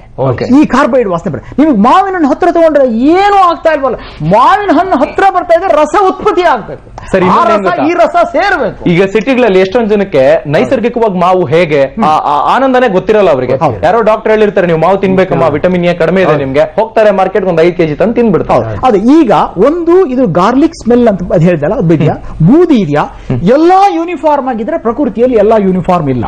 ಈಗ ಹೇಳ್ತಾರೆ ಕಾಡು ಅಂದ್ರೆ ಬರೀ ಯೂಕಲಿಪ್ಟಸ್, ನೀಲಗಿರಿ ಮರ ಇದ್ರೆ ಅದು ಕಾಡಲ್ಲ. ಒಂದೇ ತರ ಇದ್ರೆ, ಬರೀ ಬಿಳಿ ಗುಲಾಬಿ ಇದ್ರೆ ಅದು ಗಾರ್ಡನ್ ಅಲ್ಲ. ವೈವಿಧ್ಯತೆ ಕಾಣಬೇಕು. ಅದು ಒಂದ್ ಕಡೆ ಹಸಿರು, ಒಂದ್ ಕಡೆ ಇದು, ಒಂದ್ ಕಡೆ ಇದು, ಎಲ್ಲ ಒಂದು ಹಂಗೆ ಇರ್ಬೇಕು. ಅವು ಒಂದ್ ಸ್ವಲ್ಪ ಎಲ್ಲಾ ಯೂನಿಫಾರ್ಮ್. ಅದಕ್ಕೆ ಹೇಳ್ತಾರೆ ಈಗ ಅಲ್ಲಿ ಬೇರೆ ದೇಶಗಳಲ್ಲೆಲ್ಲ ನೋಡಿ, ನಮಗೆ ಫ್ರಿಡ್ಜ್ ಇಡೋ ತರ ಕಲ್ಲಂಗಡಿ ಕೊಡಿ ಅಂತ ಅವರು ಮಾಡ್ಬಿಟ್ಟು ಸ್ಕ್ವೈರ್ ಶೇಪ್ ಮಾಡಿ ಕೊಡ್ತಾರೆ. ಮಾಡಬೇಕಾಗಿಲ್ಲ, ನಾವು ಪ್ರಕೃತಿನ ನಮಗ್ ಒಗ್ಗಿಸ್ಕೋಬೇಕು, ನಾವು ಪ್ರಕೃತಿಗೆ ಒಗ್ಗಿಕೊಳ್ಬೇಕು. ಇದು ಆರ್ಸೆನಿಕ್ ಈ ತರ ಸ್ಮೆಲ್ ಇರ್ತಕ್ಕಂಥದ್ದು ನ್ಯಾಚುರಲ್ ಯೂನಿಫಾರ್ಮ್ ಆಗಿರ್ತವೆ. ಇದಲ್ಲದೆ ನೀವು ಮೊದಲು ಹೇಳಿದ್ರಿ ನನಗೆ ಏನು, ಆರ್ಸೆನಿಕ್ ಬಿಟ್ಟು ಈಗ ಇಥಿಲೀನ್ ಡೈಆಕ್ಸೈಡ್, ಇಥಿಲೀನ್ ಆಕ್ಸೈಡ್ ಅನ್ನ ಹಾಕುವಂತ ಪ್ರಕ್ರಿಯೆ. ಇದನ್ನು ಅನೇಕ ರಾಷ್ಟ್ರಗಳಲ್ಲಿ ಹಣ್ಣು ಮಾಡಕ್ಕೆ ಹಾಕ್ತಾರೆ. ನಮ್ಮಲ್ಲಿ ಆಹಾರದ ಕಾನೂನಲ್ಲಿ ಹಾಕೋಂಗಿಲ್ಲ ಇದುವರೆಗೂ. ಆದ್ರೆ ಸರ್ಕಾರವೇ ಟ್ರೈನಿಂಗ್ ಕೊಡ್ತಾ ಇದೆ. ಇಥಿಲೀನ್ ಗ್ಯಾಸ್ ಚೇಂಬರ್ ಇಟ್ಟು ಹೆಂಗ್ ಹಣ್ಣು ಮಾಡಬೇಕು ಅಂತ. ಇಥಿಲೀನ್ ಆಕ್ಸೈಡ್ ಕೆಲವರು ಹೇಳೋದು ಹೌದು, ಅದು ಹೌದು, ಅದ್ರ ಒಳಗಡೆ ಇದ್ದಿದ್ದೇ ಹೊರಗಡೆ ಇಥಿಲೀನ್ ಆಕ್ಸೈಡ್ ಆಗಿ ಹಣ್ಣು ಆಗುವಾಗ ಆ ಕೆಮಿಕಲ್ ಬರ್ತದೆ, ಅದನ್ನೇ ನಾವು ಹೊರಗಡೆಯಿಂದ ಹಾಕ್ತಿವಿ ಅಂತ ಲಾಜಿಕ್ ಹೇಳ್ತಾರೆ. ನಾನು ಅವರಿಗೆ ಕೆಲವು ಸಾರಿ ವಾದ ಮಾಡೋದು, ಅದು ವಿತಂಡವಾದವಾದರೂ ಪರವಾಗಿಲ್ಲ. ಏನ್ ಹೇಳೋದು ಅಂತ ಹೇಳಿದ್ರೆ, ಅಲ್ರಿ ಒಳಗಿದ್ದು ಹೊರಗೆ ಬರುತ್ತೆ ಅಂದ್ರೆ ನಾವು ಹೊರಗಡೆಯಿಂದ ಹಾಕಂಗಿಲ್ಲ. ಈಗ ಹೈಡ್ರೋಕ್ಲೋರಿಕ್ ಆಸಿಡ್ ಇದೆ ನಮ್ಮ ಹೊಟ್ಟೆ ಒಳಗಡೆ, ನಾವು ಹೈಡ್ರೋಕ್ಲೋರಿಕ್ ಆಸಿಡ್ ಕುಡಿಯಕ್ಕಾಗಲ್ಲ. ಅದು ಹಾಕಬಾರ್ದು ಅಂತ ಕೆಲವು ದೇಶಗಳಲ್ಲಿ ಹಾಕಿ ಕಾನೂನು ಮಾಡಿದವರು ತೆಗಿತಾ ಇದ್ದಾರೆ, ಬೆಲ್ಜಿಯಂ ಅಂತ ದೇಶಗಳಲ್ಲಿ. ನಮ್ಮ ದೇಶದಲ್ಲಿ ಏನಿತ್ತು, ಇಥಿಲೀನ್ ಆಕ್ಸೈಡ್ ಅನ್ನೋದು ಇದುವರೆಗೂ ಅದು ಪೆಸ್ಟಿಸೈಡ್. ಓಕೆ. ಇಥಿಲೀನ್ ಆಕ್ಸೈಡ್ ಇಥಿರಿಲ್ ಅಂತ ಬ್ರ್ಯಾಂಡು, ಇಥಿಫಾನ್ ಅನ್ನೋದು ಅದು ಕೆಮಿಕಲ್. ಆ ಇಥಿಫಾನ್ ಪೆಸ್ಟಿಸೈಡ್. ನೀವು ಅದು ಇಥಿಫಾನ್ ಅನ್ನ ಹೆಂಗೆ ರೆಗ್ಯುಲೇಟ್ ಮಾಡ್ತಾರೆ ಅಂದ್ರೆ ಪೆಸ್ಟಿಸೈಡ್ ಆಕ್ಟ್ ಹೋಗ್ಬೇಕು. ಓಕೆ. ಇನ್ಸೆಕ್ಟಿಸೈಡ್ ಆಕ್ಟ್ ಅಂತ ಹೇಳಿ ನಮ್ಮಲ್ಲಿ ಇದೆ, ಅಲ್ಲೇ ಅದು ಬರ್ತಕ್ಕಂಥದ್ದು. ಆ ಇನ್ಸೆಕ್ಟಿಸೈಡ್ ಅನ್ನ ನೀವು 100 ppm ಹಾಕಿ ಹಣ್ಣು ಮಾಡಬಹುದು ಅಂತ ಅಗ್ರಿಕಲ್ಚರಲ್ ಇತ್ತು, ಮಾರುಕಟ್ಟೆಯಲ್ಲಿ ಇರಲಿಲ್ಲ. ಈಗ ಕಾನೂನು ಮಾಡ್ತಾ ಇದ್ದಾರೆ. ಮೇ 6ನೇ ತಾರೀಕು ಒಂದು ನೋಟಿಫಿಕೇಶನ್ ಬಂದಿದೆ. ಇನ್ನು ಮುಂದೆ ಇಥಿಲೀನ್ ಆಕ್ಸೈಡ್ ಹಾಕಿ ನಾವು ಹಣ್ಣು ಮಾಡಬಹುದು ಅಂತ ಸರ್ಕಾರ ಮಾಡ್ತಾ ಇದೆ. ಕಾನೂನು ಮಾಡ್ಲಿ, ಆದ್ರೂ ಪ್ರಾಕೃತಿಕವಾಗಿ ನ್ಯಾಚುರಲ್ ಆಗಿ ನಾವು ಮಾತಾಡಿದ ರೀತಿಯಲ್ಲಿ ಹಣ್ಣು ಮಾಡೋದಕ್ಕೂ ಗ್ಯಾಸ್ ಚೇಂಬರ್ ಇಂದ ಹೊರಗಡೆ ಬರೋದಕ್ಕೂ ನನಗೆ ಒಂದು ಬಯಾಸ್ ಇದೆ, ನನಗೆ ಇಷ್ಟ ಇಲ್ಲ. ಅದು ಎಷ್ಟೇ ವೈಜ್ಞಾನಿಕವಾಗಿ ನಾವು ಅದರ ಪರವಾಗಿ ಗ್ಯಾಸ್ ಚೇಂಬರ್ ಅಲ್ಲಿ ಇಟ್ಟೆ ಎಲ್ಲ ಯೂನಿಫಾರ್ಮ್ ಆಗುತ್ತೆ, ನಿಮಗೆ ಹಣ್ಣು ಮಾಡಬಹುದು ಅಂತ ಏನೇ ವೈಜ್ಞಾನಿಕವಾಗಿ ಮಾತಾಡಿದ್ರು ಪ್ರಕೃತಿಯಲ್ಲಿ ಹಣ್ಣಾಗುವ ಪ್ರಕ್ರಿಯೆ ಇದೆಯಲ್ಲ. ಈಗ ಏನಾಗಿದೆ ನೋಡಿ, ಇಥಿಫಾನ್ ಅದು ಮಾಲ್ ಮಾತ್ರ ಅಲ್ಲ, ಒಂದು ಡ್ರಮ್ ಅಲ್ಲಿ ನೀರಿಗೆ ಹಾಕಿಡ್ತಾರೆ. ಅವನು ಹೇಳ್ತಾನೆ ಕೊನೆಗೆ 5 ರೂಪಾಯಿ ಕೊಡಿ, ಅದ್ದು ಬಿಟ್ಟು ಕೊಡ್ತಾನೆ, ರಾತ್ರಿ ಹಣ್ಣಾಗುತ್ತೆ. ಸರ್, ನಾವು ಪರವಾಗಿ ತುಂಬಾ ಚೆನ್ನಾಗಿ ಮಾತಾಡ್ತೀವಿ. ಅಭಿಷೇಕ್ ಅವರು ಮೊದಲೇ ಒಂದು ಹೇಳಿದ್ರು, ಪಾಪ ರೈತರು ಅವನಿಗೂ ಆಸೆ, ಎಲ್ಲೋ ಒಂದು ಕಡೆ ಈ ಬಿಸಿನೆಸ್ ಸರಿ ಏನಂದ್ರೆ ಈಗ ಮಾವನ್ನ ಆರ್ಥಿಕ ಬೆಳೆ ಮಾಡ್ಕೊಂಡಿದ್ದಾರೆ. ಅದು ತೋಟ ಮಾಡಿ ಅದಕ್ಕೆ ಅಂತಾನೆ ಒಂದು 5-6 ವರ್ಷ ಕಷ್ಟಪಟ್ಟು ಏನು ಇಳುವರಿ ಇರಲ್ಲ. 5 ವರ್ಷ ಈಗ ಹಾಕಿದ ಕೂಡಲೇ ಈ ವರ್ಷ ಹಾಕ್ತಿದ್ದಂಗೆ ಮುಂದಿನ ವರ್ಷ ಬೆಳೆ ಬಂತು ಅನ್ನೋ ಹಾಗೂ ಇಲ್ಲ. ಮಾವು ಅವ್ರು ಒಂದು 5-6 ವರ್ಷ ಗಿಡ ಬೆಳೆಸಬೇಕು, ಆ ಗಿಡಗಳಿಗೆ ಯಾವುದೇ ರೀತಿ ರೋಗ ಬರ್ದಿರೋ ತರ ನೋಡ್ಕೋಬೇಕು, ಈ ಎಲ್ಲ ಇದೆ. ಸರ್, ನಾನ್ ನಿಮ್ಗೆ ಕೇಳೋದೇನಂದ್ರೆ, ಈಗ ರೈತರ ನಿಟ್ಟಿನಲ್ಲಿ ನಾವು ನೋಡಿದಾಗ ಪಾಪ ಅವರು ನೈಜವಾಗಿ ತಂದು ಕೊಟ್ರು ನೈಜವಾಗಿ ನಮಗ್ ತಲುಪ್ತಾ ಇಲ್ಲ. ಅದಕ್ಕೆ ಬಿಸ್ನೆಸ್ ಆಂಗಲ್ ಒಂದಿದೆ. ನಾನ್ ಕೇಳೋದು ಸರ್, ಈಗ ಜ್ಯೂಸ್ ನ ತಯಾರು ಮಾಡ್ಬೇಕಾದ್ರೆ ಐಸ್ ಹಾಕಬಾರ್ದು, ಬ್ಯಾಕ್ಟೀರಿಯಲ್ ಇನ್ಫೆಕ್ಷನ್ ಆಗಬಹುದು ಅಂತ ಹೇಳಿದ್ರಿ. ಸೊ ನಾವ್ ಯಾವೆಲ್ಲ ರೆಕಮೆಂಡೇಶನ್ಸ್ ಮಾಡ್ಕೋಬೇಕಾಗುತ್ತೆ ಜ್ಯೂಸ್ಗೆ? ಯಾಕೆಂದ್ರೆ ಈಗ ಜ್ಯೂಸ್ ಸೆಂಟರ್ ಅನ್ನೋದು ಎಲ್ಲಾ ಕಡೆ ಇರುತ್ತೆ, ಬಸ್ ಇಳಿದ ಕೂಡಲೇ ಜ್ಯೂಸ್ ಸೆಂಟರ್ ಓಡ್ತಿರ್ತಾರೆ ಹಾಗೆ. ಸೊ ಯಾವೆಲ್ಲ ರಿಕ್ವೈರ್ಮೆಂಟ್ಸ್ ಇರುತ್ತೆ ಜ್ಯೂಸ್? ಜನಗಳಿಗೆ ಒಂದು ಎಚ್ಚರಿಕೆ ಇರಬೇಕು. ಪರ್ಟಿಕ್ಯುಲರ್ ಜ್ಯೂಸ್ ಮಾಡೋವಾಗೆ ನನಗೆ ಬಹಳ ಕನ್ಸರ್ನ್ ಅಂದ್ರೆ ಈ ಐಸೇನೆ. ನೀವು ಎಲ್ಲೇ ನೋಡಿ ಐಸ್ ತಯಾರು ಮಾಡೋದು ಎಂತ ಅನ್ಹೈಜಿನಿಕ್ ಕಂಡೀಷನ್ ಮಾಡ್ತಾರೆ. ಅಂಡ್ ಇನ್ನೊಂದು, all bacterias virus they survive ice ನೊಳಗೆ. ಅದೇ ಬಿಸಿಲಿಗೆ ಎಕ್ಸ್ಪೋಸರ್ ಮಾಡಿದ್ರೆ ಸತ್ತೋಗ್ತವೆ, ಬಟ್ ಐಸ್ ನಾಗ ಹಂಗೆ ಇರ್ತವೆ. ಕೆಲವು ಕಡೆ ಅಂತೂ ಗಾಬರಿ ಆಗುತ್ತೆ. ಐಸ್ ನ ಸಾಗಿಸೋ ರೀತಿ ನೋಡಿ, ನೀವು ಸೈಕಲ್ ಮೇಲೆ ಇದಕ್ಕೆ ಕಟ್ಕೊಂಡು ಹೋಗ್ತಾರೆ, ಎಲ್ಲೋ ಇದು ತಯಾರು ಮಾಡೋ ಜಾಗ ಕೂಡ ಅಷ್ಟೇ ಇದ್ರಾಗಿರುತ್ತೆ. ಬಟ್ ಅನ್ಫಾರ್ಚುನೇಟ್ಲಿ ನಮ್ ಇಂಡಿಯನ್ ಗಟ್ ಈಸ್ ಗುಡ್.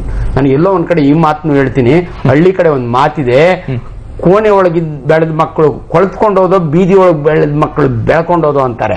ನಾವು ಮೊದ್ಲಿಂದ ಎಕ್ಸ್ಪೋಸ್ ಆಗ್ಬಿಟ್ಟಿದೀವಿ. ಹಂಗ ಅನ್ಕೊಂಡು ನಾವು ಪ್ರಿಕಾಷನ್ಸ್ ತಗೊಂಡೇ ಇರಬಾರ್ದು. ಮನೆಯಲ್ಲಿ ಮಾಡೋದು ಜ್ಯೂಸ್ಗೂ ನೀವು ಮಾರ್ಕೆಟ್ ನ ಮಾಡೋ ಜ್ಯೂಸ್ಗೂ ಬಹಳ ವ್ಯತ್ಯಾಸ ಇರುತ್ತೆ. ದಯವಿಟ್ಟು ಐಸ್ ನ ಪರ್ಟಿಕ್ಯುಲರ್ಲಿ ಅಂಡ್ ನೀರ್ನಂತೂ ಅಂಡ್ ಸಕ್ಕರೆ ಅಂತೂ ಬಹಳ ಜನ ನೋಡಿ, ಆ ಮಾವಿನ ಹಣ್ಣಿನ ಜ್ಯೂಸ್ ನ ಟೇಸ್ಟ್ ನೇ ಚೇಂಜ್ ಮಾಡ್ಬಿಡ್ತಾರೆ. ಸಕ್ಕರೆ ನೀವು ಯಾವುದೇ ಜ್ಯೂಸ್ ಹಾಕಿ ಒಂದಷ್ಟು ಸಕ್ಕರೆ ಹಾಕ್ದಿರ ಕೊಡೋದೇ ಇಲ್ಲ. ಬಟ್ ಪ್ರಿಪರೇಷನ್ ಹೈಜಿನಿಕಲಿ ಎಲ್ಲಿ ಮಾಡ್ತಾರೆ ಇದನ್ನ ನಾವು ಹೇಳೋದು ಈಸಿ, ಮಾಡೋದು ಕಷ್ಟ. ಬಟ್ ಬಹಳ ಜನ ಕುಡಿತಾನೆ ಇರ್ತಾರೆ. ಯಾವಾಗ ಗ್ಯಾಸ್ಟ್ರೋಎಂಟರೈಟಿಸ್ ಅಂದ್ರೆ ಲೂಸ್ ಮೋಷನ್ ಆಗುತ್ತೆ, ಅವಾಗೇ ಅದರ ಪರಿಣಾಮ ಅವ್ರಿಗೆ ಗೊತ್ತಾಗೋದು. Too much is too bad ಅಂತ ಒಂದು. ಅದೇ ರೀತಿ ಮಾವನ್ನು ಅಷ್ಟೇ ತುಂಬಾ ತಗೋಬಾರ್ದು ಒಟ್ಟೊಟ್ಟಿಗೆ ಅಂತಾನು ಇದೆ. ಇಲ್ಲೊಂದು ಮಾತು ಹೇಳ್ಬಿಡ್ತೀನಿ, ಬಹಳ ಜನ ನಮ್ಮಲ್ಲಿ ಅನ್ಕೋತಾರೆ ಮ್ಯಾಂಗೋ ತಿಂದ್ರೆ ಎಕ್ಸೆಸ್ ಆಫ್ ಹೀಟ್ ಆಗುತ್ತೆ ಅಂತಾರೆ. ಅನ್ಫಾರ್ಚುನೇಟ್ ನಾನು ಅಲೋಪತಿ ಡಾಕ್ಟರ್, ನಮ್ಮಲ್ಲಿ ಈ ಸಿಸ್ಟಮ್ ಇಲ್ಲ. ಬಹಳ ಜನ ಅದು ತಿಂದ್ರೆ ಹೀಟು, ಇದು ತಿಂದ್ರೆ ಇಲ್ಲ. ಮ್ಯಾಂಗೋ ತಿಂದ್ರೆ ಹೀಟ್ ಏನಾಗಲ್ಲ. ಖುಷಿಯಾಗಿ ಅರ್ಧ ಡಜನ್ ಒಂದೇ ತಿನ್ಬೇಡಿ, ದಿನಕ್ಕೆ 1-2 ಇತಿ ಮಿತಿ ಇರಬೇಕು ಯಾವುದೇ ಆಹಾರದಲ್ಲಿ. ಬಹಳ ಜನ ಏನಾಗುತ್ತೆ ನೀವು ನೋಡಿ, ಒಂದೇ ದಿನ 1 ಡಜನ್ ತಿನ್ನೋರು ಇದ್ದಾರೆ. ಅವಾಗ ಏನಾಗುತ್ತೆ, ಇಂಟೆಸ್ಟೈನಲ್ ಸಿಸ್ಟಮ್ ಇರುತ್ತಲ್ಲ, ಡಯೇರಿಯಾಗ ಮೇನ್ ಕಾರಣ ಲಾರ್ಜ್ ಇಂಟೆಸ್ಟೈನ್ ಆಗಿ ನೀರು ಅಬ್ಸರ್ವ್ ಆಗ್ಬೇಕು 6 ಲೀಟರ್ ಪರ್ ಡೇ. ಸಪೋಸ್ ಅದು ಅಬ್ಸರ್ವ್ ಆಗೋದು ಕಡಿಮೆ ಆಯ್ತು ಅಂದ್ರೆ ಡಯೇರಿಯಾ ಶುರುವಾಗುತ್ತೆ. ಎಲ್ಲೋ ಎಕ್ಸೆಸ್ ಆಫ್ ಮ್ಯಾಂಗೋ ತಿಂದಾಗ ಹಂಗ ಆಗುತ್ತೆ. ಅದಕ್ಕೆ ಬಹಳ ಜನ ನನಗೆ ಎಕ್ಸೆಸ್ ಆಫ್ ಹೀಟ್ ನಿಂದ ಆಯ್ತು ಅಂತಾರೆ. ಇಲ್ಲ, ದಯವಿಟ್ಟು ಎಂಜಾಯ್ ಮ್ಯಾಂಗೋ, ಬಟ್ ಲಿಮಿಟ್ ನಾಗಿರ್ಲಿ ಅನ್ನೋದು ನಮ್ಮ ಅಡ್ವೈಸ್. ರಘು ಸರ್, ಈಗ ರೈತರ ಪರವಾಗಿ ನಾವು ನಿಂತು ನೋಡಿದಾಗ ಅವರಿಗೆ ಕೋಲ್ಡ್ ಸ್ಟೋರೇಜ್ ನೀವು ಆಗ್ಲೇ ಹೇಳಿದಾಗ ಸರ್ಕಾರ ಒಂದು ರೂಲ್ ಅನ್ನ ತರ್ತಾ ಇದೆ. ಅಸಿಟಲಿನ್ ಯೂಸ್ ಮಾಡಬಹುದು, ಅವರು ಆ ಏನು ಬೆಳೆದಂತಹ ಬೆಳೆನ ಅಲ್ಲಿ ಹಣ್ಣು ಮಾಡ್ಕೊಳ್ಬಹುದು, ಅವರಿಗೆ ಕಡಿಮೆ ಕಾಸ್ಟ್ನಲ್ಲಿ ರೈತರಿಗೆ ಬೆಂಬಲವಾಗಿ ಅದು ನಿಲ್ಲುತ್ತೆ ಅಂತ. ಇದರ ಜೊತೆಗೆ ಸರ್, ಯಾವ್ದಾದ್ರೂ ಕೆಲವೊಂದು ರೂಲ್ಸ್ ಗಳನ್ನ ಸ್ಟ್ರಿಕ್ಟ್ ಆಗಿ ಈ ನೈಸರ್ಗಿಕವಾಗಿ ಅಲ್ಲದೆ ಅನೈಸರ್ಗಿಕವಾಗಿ ಏನು ಹಣ್ಣು ಮಾಡ್ತಾರೆ ಕೃತಕವಾಗಿ, ಅದ್ರ ಬಗ್ಗೆ ಏನಾದ್ರು ಸ್ಟ್ರಿಕ್ಟ್ ರೂಲ್ಸ್ ಗಳು ಬರಬೇಕು ಅನ್ಸುತ್ತಾ? ಬರಬೇಕು. ಅದು ಅಲ್ಲದೆ ನೋಡಿ, ಅವ ಬೆಳೆಗಾರ, ಇವ ತಿನ್ನೋನು, ಅವನ್ ಬೆಳೆಯೋನು, ಇವರು ಪ್ರೊಡ್ಯೂಸರು, ಕನ್ಸ್ಯೂಮರ್ ಎಲ್ರು ಅನ್ನ ತಿನ್ಬೇಕು. ಖಂಡಿತ. ಈಗ ಹೇಳ್ತಾರೆ ಸರ್, ಈ ಗೋಡೌನ್ಗಳೆಲ್ಲ ಎಲ್ಲ ಕಡೆ ಇದೆಯಾ ಸರ್? ಅದೊಂದು ಇನ್ಫಾರ್ಮೇಶನ್ ಬೇಕಿತ್ತು ನೀವು ಮಾತಾಡೋದಕ್ಕೆ. ಡೈಕಾಟಮಿ ಇದೆಯಲ್ಲ, ಇದು producer consumer dichotomy is on a false ground. ನೋಡಿ, ಒಬ್ಬ producer consumer they are partners. They live with each other. They should be ಇಬ್ಬರು ಜೊತೆಯಾಗಿ ಹೋಗ್ಬೇಕು. ಈ ಒಬ್ಬ ರೈತ ಹೆಚ್ಚಿನ ರೈತ ಈಗ ನೋಡಿ ಹಾಲು ಉತ್ಪಾದನೆ ಮಾಡ್ತಾರೆ. ಇಡೀ ದೇಶದಲ್ಲಿ ಉತ್ಪಾದನೆಯಾದ ಹಾಲು 20% ಮಾತ್ರ ಮಾರುಕಟ್ಟೆಗೆ ಬರೋದು, ಇನ್ನು 80% ರೈತರೇ ಕುಡಿತಾರೆ. ಓಕೆ, ಅವನು ಕನ್ಸ್ಯೂಮರ್. ಓಕೆ, ನಾವು ಮಾವಿನ ಮರ ಹತ್ತಿ ಅಲ್ಲೇ ಇರ್ತಾ ಇದ್ವಿ ಸೀಸನ್ ಅಲ್ಲಿ. ನಾವು ಬರೀ ಮಾರೋರಲ್ಲ. ಆರ್ಥಿಕತೆ ಎಂತ ಆರ್ಥಿಕತೆ. ನಾವು ಕನ್ಸ್ಯೂಮ್ ಮಾಡ್ತೀವಿ, ರೈತರು ಕನ್ಸ್ಯೂಮ್ ಮಾಡ್ತಾರೆ. ಅದೇ ಕೆಲವು ರೈತರು ಹೇಳ್ತಾರೆ ನನ್ನ ಮಟ್ಟಿಗೆ ಬೇರೆ ಕಡೆ ಬೆಳ್ಕೊಂಡಿದ್ದೀನಿ ಅಂತ ಹೇಳೋರು ಇದ್ದಾರೆ. ಎಲ್ಲರೂ ಅಲ್ಲ, ಕೆಲವರು ಹಾಗೂ ಮಾಡೋರು ಇದ್ದಾರೆ. ಕೋಸು ಬೆಳೆಯುವಾಗೆಲ್ಲ ಹಾಗೂ ಹೇಳುವಂಥದ್ದು ಇದೆ. ಆದ್ರೆ ನಾವು ನೀವು ಒಂದು ಹೇಳ್ತೇನೆ ನೋಡಿ, ಒಂದು ವ್ಯವಸ್ಥೆಯನ್ನ ಹುಟ್ಟು ಹಾಕೋದಿಕ್ಕೆ ಆರೋಗ್ಯಕರ ವ್ಯವಸ್ಥೆಯನ್ನ ಮೊದಲನೇದಾಗಿ ಆಹಾರವನ್ನು ತಿಂದಾಗ ಕಾಯಿಲೆ ಬರಬಾರದು. ಆಹಾರದಿಂದ ಆರೋಗ್ಯ ಮತ್ತು ಕಾಯಿಲೆ ಅದೇ ಹೇಳ್ತಾರೆ ಡಿಸೀಸ್ ಪ್ರಿವೆನ್ಷನ್ ಹೆಲ್ತ್ ಪ್ರಮೋಷನ್ ಅಂತ. ನಮ್ಮಲ್ಲಿ ಏನಾಗಿದೆ, disease promotion and health prevention 100% ಉಲ್ಟಾ ಆಗಿದೆ. ನಾವು ಆಹಾರದಿಂದ ಕಾಯಿಲೆಯನ್ನ ತಡೆಗಟ್ಟೋದು ಹೇಗೆ, ತಡೆಗಟ್ಟೋದ್ರಿಂದ ಲಾಭ ಏನು, ಆಸ್ಪತ್ರೆ ಖರ್ಚು ಉಳಿತದೆ, ಸುಖ ಸಿಗುತ್ತೆ, ಆನಂದ ಸಿಗುತ್ತೆ, ಎಲ್ಲ ಸಿಗುತ್ತೆ. ಹಾಗಿದ್ದಾಗ ಸರ್ಕಾರ, ಜನಸಮುದಾಯ, ಮಾಧ್ಯಮಗಳು ಎಲ್ಲ ಹೇಗೆ ಮಾಡಬೇಕು, ಒಂದು ಹಣ್ಣನ್ನು ಅನುಭವ ಪಡಿಸೋದು ಹೇಗೆ, ಉತ್ತಮ ರೀತಿಯಲ್ಲಿ ರೈತನ ಫಾರ್ಮ್ ಟು ಫೋರ್ಕ್ ಅಂತಾರೆ, ಹೊಲದಿಂದ ತಟ್ಟೆಯವರೆಗೆ ಯಾವ ರೀತಿ ಸುರಕ್ಷತೆಯನ್ನ ಕಾಪಾಡಬಹುದು, ಅದರ ತಾಜಾತನವನ್ನು ಕಾಪಾಡಬಹುದು ಅನ್ನೋದ್ರ ಬಗ್ಗೆ ಚರ್ಚೆ ಆಗಬೇಕು. ಈಗ ಮಾವಿನ ಗೊನೆಯನ್ನು ಅದ್ದುವಂತವರು ಏನ್ ಮಾಡಬೇಕು ಅಂತ ನೋಡಿ, ಕೆಲವರು ಹೇಳಿ ಈಗ ಅವಕಾಶ ಇದೆ, ಮಾರುಕಟ್ಟೆಯಲ್ಲೇ ಅವಕಾಶ ಇದೆ ನೋಡಿ. ನಾನು ಕೃತಕವಾಗಿ ಹಣ್ಣು ಮಾಡಲ್ಲ, ನಾನು ಕೃತಕವಾಗಿ ಹೂ ಅರಳಿಸಲ್ಲ, ನನ್ನ ಹಣ್ಣು ಇದಿದೆ ಅಂತ ಮಾರುಕಟ್ಟೆ ಅಂತ ಬರಲಿ, ಇದ್ರ ರುಚಿ ನೋಡಿ ಸ್ವಾಮಿ ನೀವು, ಇದಕ್ಕೆ ನಾನು ಕಾರ್ಬೈಡ್ ಹಾಕಿಲ್ಲ ಅಂತ ಕಾಂಪಿಟಿಷನ್ ಇಂಥ ಕಡೆ ಬೆಳೀಲಿ. ಓಕೆ, ಬಟ್ ಕೇಳಲಿಕ್ಕೆ ಐಡಿಯಲ್ ಇದೆ ಸರ್, ಪ್ರಾಕ್ಟಿಕಲ್ ಹಿಂಗ್ ಆಗುತ್ತಾ ಅಂತ ನಮ್ಮ ಪ್ರಶ್ನೆ. ಎಕ್ಸಾಕ್ಟ್ಲಿ ನೋಡಿ, ಈಗ ಒಂದು rot begins when right people keep quiet ಅಂತಾರೆ. I see. ಕಚಡ ಯಾಕೆ ಬರುತ್ತೆ ಅಂದ್ರೆ ಒಳ್ಳೆ ಮನುಷ್ಯರು ಮೌನವಾಗಿರೋದ್ರಿಂದ ಅಂತ. ಎಕ್ಸಾಕ್ಟ್ಲಿ. ಮಾತಾಡೋಕೆ ಶುರು ಮಾಡಿ ನನಗೆ ಒಂದು ಹೇಳ್ತೇನೆ, ಹೆಮ್ಮೆ ಇದೆ ನನಗೆ, ಕಾರ್ಬೈಡ್ ಕಮ್ಮಿ ಆಗಿದೆ. ಓಕೆ, ಓಕೆ, ನಿಜವಾಗ್ಲೂ ಹೇಳ್ತೇನೆ. 20 ವರ್ಷದಿಂದ ನಾನೊಬ್ಬರೇ ಅಂತ ಹೇಳ್ತಿರೋದ, ಮಾಧ್ಯಮಗಳು ಬಹಳ ಮುಖ್ಯವಾದ, ಸರ್ಕಾರ ಅಲ್ಲ, ಮಾಧ್ಯಮಗಳ ಪಾತ್ರ ಬಹಳ ಮುಖ್ಯವಾಗಿ ಆಯ್ತು. ನೋಡಿ ಕಾರ್ಬೈಡ್ ಈ ತರ ಆಗ್ತದೆ, ಕಾರ್ಬೈಡ್ ಗಬ್ಬು ನಾಥ, ಅದು ಮಾವಿನ ಹಣ್ಣಿನ ರುಚಿಯನ್ನು ಅನುಭವಿಸಿ ಅಂತದನ್ನ ನಾವು ಮತ್ತೆ ಮತ್ತೆ ಹೇಳೋದ್ರಿಂದ ನೀವು ಕೆಲವು ಏನ್ ಗೊತ್ತಾ, ನಿಮ್ಗೆ ಒಂದೇ ಏಟಿಗೆ ಹೊಡೆಯಲ್ಲ, ಒಂದೇ ಕಲ್ಲಿಗೆ ಮಾವಿನ ಬೀಳಲ್ಲ. ಓಕೆ, ಸ್ವಲ್ಪ ನಾನು ಡಾಕ್ಟರ್ ಸೇರಿ ಹೊಡಿತಾ ಇರಬೇಕು. ಈಗ ಅಂಜನಪ್ಪ ಸರ್, ಈಗ ನೀವಾಗ್ಲೇ ಹೇಳಿದಾಗೆ ಜ್ಯೂಸ್ ಮಾಡೋ ಟೆಕ್ನಿಕ್ ಬೇರೆ ಬೇರೆ ಇದೆ. ನೀವು ಶುಗರ್ ಜಾಸ್ತಿ ಹಾಕ್ಬಾರ್ದು, ಅದರಿಂದ ಏನೇನ್ ಬರ್ಬೇಕು ನಮಗೆ ವಿಟಮಿನ್ಸ್ ಗಳೆಲ್ಲ ಬರಲ್ಲ ಕರೆಕ್ಟ್ ಆಗಿ. And moreover is hygienic, ಇದೆಲ್ಲದ್ರ ಜೊತೆಗೆ ಸರ್ ತುಂಬಾ ಇಂಪಾರ್ಟೆಂಟ್, ಬೇಸಿಕ್ ಆಗಿ ನಾವೀಗ ಮಾರ್ಕೆಟ್ ಗಳಿಗೆ ಹೋಗಿ ತಗೋಬೇಕು. ಅಟ್ಲೀಸ್ಟ್ ನಮ್ಗೆ ಏನಾರ ಟೆಕ್ನಿಕ್ಸ್ ಗಳಿದ್ಯಾ, ಇದು ಬೇಡ ಇದು ಬೇಕು, ಆ ಮಾವಿಗಳಲ್ಲಿ ಅವೈಲಬಲ್ ಇರೋದ್ರಲ್ಲೇ ಯಾವ್ದಾರ ಬೆಸ್ಟ್ ಅಂತ ನಾವು ನೋಡ್ಕೊಳ್ಳೋದಾದ್ರೆ. ಬಿಕಾಸ್ ಏನಕ್ಕೆ ಅಂದ್ರೆ ಸರ್ ಆಲ್ಮೋಸ್ಟ್ ಎಲ್ಲ ಕೆಮಿಕಲಿ ಟ್ರೀಟೆಡ್. ಹಾಗಾಗಿ ನಾವು ಹೇಗೆ ಡಿಸ್ಟಿಂಗ್ವಿಶ್ ಮಾಡೋದು? ಈಗ ನೀವು ಹೇಳಿದಾಗೆ ಸರ್, ಯಾರೋ ಒಬ್ರು ಕಾರ್ಬೈಡ್ ಹಾಕದೇ ಇರಬಹುದು, ಜನ ಅವ್ರ ಮಾತನ್ನ ಕೇಳಿದ, ಅಥವಾ ಅವ್ರ ಬಗ್ಗೆ ಅರಿವೇ ಇಲ್ಲದೆ ಇರಬಹುದು, ಅವ್ರಿಗೆ ಕಾರ್ಬೈಡ್ ಇಂದ ಹಣ್ಣು ಮಾಡಬಹುದು ಅಂತ ಗೊತ್ತಿಲ್ಲದೆ ಮಾರ್ಕೆಟ್ ಅಲ್ಲಿ ಇಟ್ಕೊಂಡಿರೋರು ಇರಬಹುದು. ಆನೆಸ್ಟ್ ಆಗಿ ಹೇಳ್ಬೇಕು ಅಂದ್ರೆ ನನಗಂತೂ ಗೊತ್ತಾಗಲ್ಲ, ನಾನು ಯಾವತ್ತೂ ಅನ್ಕೊಳ್ಳಿಕ್ಕೆ ಹೋಗಲ್ಲ. ನನ್ನ ಹೆಂಡತಿ ಡಾಕ್ಟರ್ ಅಲ್ಲ, ಹೋಗಿ ತಗೊಂಡ್ ಬರ್ತಾರೆ, ಈ ಮಾತನ್ನೆಲ್ಲ ನಾನು ಹೇಳ್ತಿರ್ತಾರೆ, ನೋಡ್ರಿ ಈ ತರ ಎಲ್ಲ ಸಿಗುತ್ತೆ. ಬಟ್ ಎಲ್ಲೋ ಒಂದ್ ಕಡೆ ಇಂಥವ್ರ ಅಡ್ವೈಸ್ ತಗೊಂಡು, ಆಗ್ಲೇ ಹೇಳ್ದಂಗೆ ಯೂನಿಫಾರ್ಮ್ ಕಲರ್ ಅಲ್ಲ, ನ್ಯಾಚುರಲ್ ಆಗಿ ಕಾಣುತ್ತೆ. ಬಟ್ ಕಷ್ಟ ಸರ್, ಮಾರ್ಕೆಟ್ ನೊಳಗೆಲ್ಲ ಮೋಸ ಮಾಡೋರು ಇದ್ದೇ ಇರ್ತಾರೆ, ಗೊತ್ತಾಗಲ್ಲ. ಬಟ್ ವೈದ್ಯನಾಗಿ ನಾನೇ ಅಷ್ಟೇ ಹೇಳ್ಬೋದು, ತಂದ ಹಣ್ಣನ್ನ ಚೆನ್ನಾಗಿ ತೊಳ್ಕೊಳ್ಳಿ, ಮಕ್ಕಳಿಗೆಲ್ಲ ಸಿಪ್ಪೆ ಸಮೇತ ಹಣ್ಣನ್ನು ಕವರ್ಕೊಂಡು ತಿನ್ನಕ್ ಕೊಡಿ, ಇಷ್ಟಷ್ಟೇ ಹೇಳ್ಬೋದೇ ಹೊರತು ಬಹಳ ಕಷ್ಟ. ಓಕೆ ಸರ್, ಈಗ ನಾವು ಆ ರೀತಿ ಮಾವುಗಳನ್ನ ಯೂಸ್ ಮಾಡಿ ನಮಗೆ ಕೆಲವೊಂದು ಜನರಲ್ ಸಿಂಪ್ಟಮ್ಸ್ ಅಂತ ಏನಾದ್ರು ಇದ್ರೆ, ಓಕೆ ನಾವೆಲ್ಲೋ ಒಂದು ಕಡೆ ನಾವು ತಗೊಳ್ತಿರೋ ಫ್ರೂಟ್ ಸರಿ ಇಲ್ಲ ಅಂತ ನಮಗೆ ಅಟ್ಲೀಸ್ಟ್ ಒಂದು ಫೀಡ್ಬ್ಯಾಕ್ ಸಿಗಬೇಕು ಅಂದ್ರೆ ಯಾವ ಕಾಮನ್ ಸಿಂಪ್ಟಮ್ಸ್ ನಾವು ಅಬ್ಸರ್ವ್ ಮಾಡಬಹುದು? ಇನ್ವೇರಿಯಬಲಿ ಯಾವುದೇ ಹೊಟ್ಟೆ ಹೋಗೋದು, ನಮ್ಮ GIT ಸಿಸ್ಟಮ್ ಇದೆಯಲ್ಲ, ಸ್ಟಮಕ್ 6 ಮೀಟರ್ ಸ್ಮಾಲ್ ಇಂಟೆಸ್ಟೈನ್ ಇರುತ್ತೆ, 1.5 ಮೀಟರ್ ಲಾರ್ಜ್ ಇಂಟೆಸ್ಟೈನ್ ಇರುತ್ತೆ. ಎನಿ ಫುಡ್ ಕಂಟಾಮಿನೇಷನ್ ಫಸ್ಟ್ ಆಗೋದು ಗ್ಯಾಸ್ಟ್ರೋ ಎಂಟ್ರೈಟಿಸ್ ಅಂತೀವಿ. ತಿಂದ ಮೇಲೆ ಲೂಸ್ ಮೋಷನ್ ಆಗ್ಬೋದು, ಅಥವಾ ವಾಮಿಟಿಂಗ್ ಆಗ್ಬೋದು, ಸ್ವಲ್ಪ ಜ್ವರ ಬರ್ಬೋದು, ಈ ಸಿಂಪ್ಟಮ್ಸ್ ಅಷ್ಟೇ ಸರ್. ಇದು ಫುಡ್ ಪಾಯ್ಸನಿಂಗ್ ಅಂತ, ಇದು ತುಂಬಾ ನಮಗೆ ಬೇಗ ಗೊತ್ತಾಗುವಂತ ಗುಣಗಳು ಸರ್. ಈಗ ಸ್ಟಡಿಗಳು ಹೇಳುತ್ತೆ ತುಂಬಾ ಲೇಟ್ ಆಗಿ, ನೀವಾಗ್ಲೇ ಹೇಳಿದಾಗ ಕ್ಯಾನ್ಸರ್ಗಳು ಬರಬಹುದು. ಈಗ ಸಣ್ಣಿಂದಾನೇ ಎಷ್ಟೊಂದು ಕ್ಯಾನ್ಸರ್ಗಳು ಸಣ್ಣ ಪುಟ್ಟದ್ದು ಬರುತ್ತೆ, ಓಝೋನ್ ಹಾಳಾಗಿರೋದ್ರಿಂದ. ಸೊ ಆ ರೀತಿ ಏನಾರ ಮೇಜರ್ ಸಿಂಪ್ಟಮ್ಸ್ ಅಂತ ನಿಮಗೆ ಏನಾರ ನೀವು ಅಬ್ಸರ್ವ್ ಮಾಡೋದು? ಏನಿಲ್ಲ ಸರ್, ನಮ್ಮ ಅಬ್ಸರ್ವೇಷನ್ ಒಳಗೆ ನಾನು MBBS ಆಗಿ ಓದಿದಾಗೆ ಇಷ್ಟು ಕ್ಯಾನ್ಸರ್ ಪೇಷಂಟ್ ನಾವು ನೋಡ್ತಿರ್ಲಿಲ್ಲ. ಎಷ್ಟೊಂದು ಕ್ಯಾನ್ಸರ್ ಪೇಷಂಟ್ ನೋಡ್ತಿದೀವಿ ಅಂದ್ರೆ ಪ್ರಾಬಬ್ಲಿ ಇದ್ರ ಎಫೆಕ್ಟ್ ಇರ್ಬೋದು ಅಂತ ನಮ್ಮ ಅನಾಲಿಸಿಸ್ ಅಷ್ಟೇ ಹೊರತು ಇವನಿಗೆ ಇದನ್ನ ತಿನ್ನೋದ್ರಿಂದ ಮುಂದೆ ಕ್ಯಾನ್ಸರ್ ಬರುತ್ತಾ ಅಂತ ಆತರ ಯಾವ ಸಿಂಪ್ಟಮ್ಸ್ ನಮ್ಮದಿಲ್ಲ. ಸೊ ಹಂಗಾಗಿ ಜನಗಳಿಗೆ ರಾಂಗ್ ಫೀಡ್ಬ್ಯಾಕ್ ಕೊಡಕ್ ಆಗೋದಿಲ್ಲ. ಎಲ್ಲೋ ಒಂದ್ ಕಡೆ ನೀವು ಅವಾಯ್ಡ್ ಮಾಡೋದ್ರಿಂದ ಆಗೋದ್ರಿಂದ ಇವತ್ತು ಬಹಳ ಕ್ಯಾನ್ಸರ್ಗಳು ಓಕೆ ನಾವು ಇಷ್ಟು ಸಾಮಾನ್ಯವಾಗಿ ನೋಡ್ತಿರಲ್ಲ. ಪ್ರಾಬಲಿ ಇದೆಲ್ಲ ಎಫೆಕ್ಟ್ ಇರಬೇಕು, ಸಮಾಜದ ಕೊಡುಗೆ ಇದೆಲ್ಲ. ಈ ರೀತಿ ಫ್ರೂಟ್ಸ್ ನ ಆರ್ಟಿಫಿಷಿಯಲ್ ಆಗಿ ಇದು ಮಾಡೋದು, ಆರ್ಟಿಫಿಷಿಯಲ್ ಇವನ್ನೆಲ್ಲ ಹಾಕೋದ್ರಿಂದ ಇವತ್ತು ತುಂಬಾ ಕ್ಯಾನ್ಸರ್ ಇನ್ಸಿಡೆನ್ಸ್ ತುಂಬಾ ಜಾಸ್ತಿ ಆಗಿದೆ.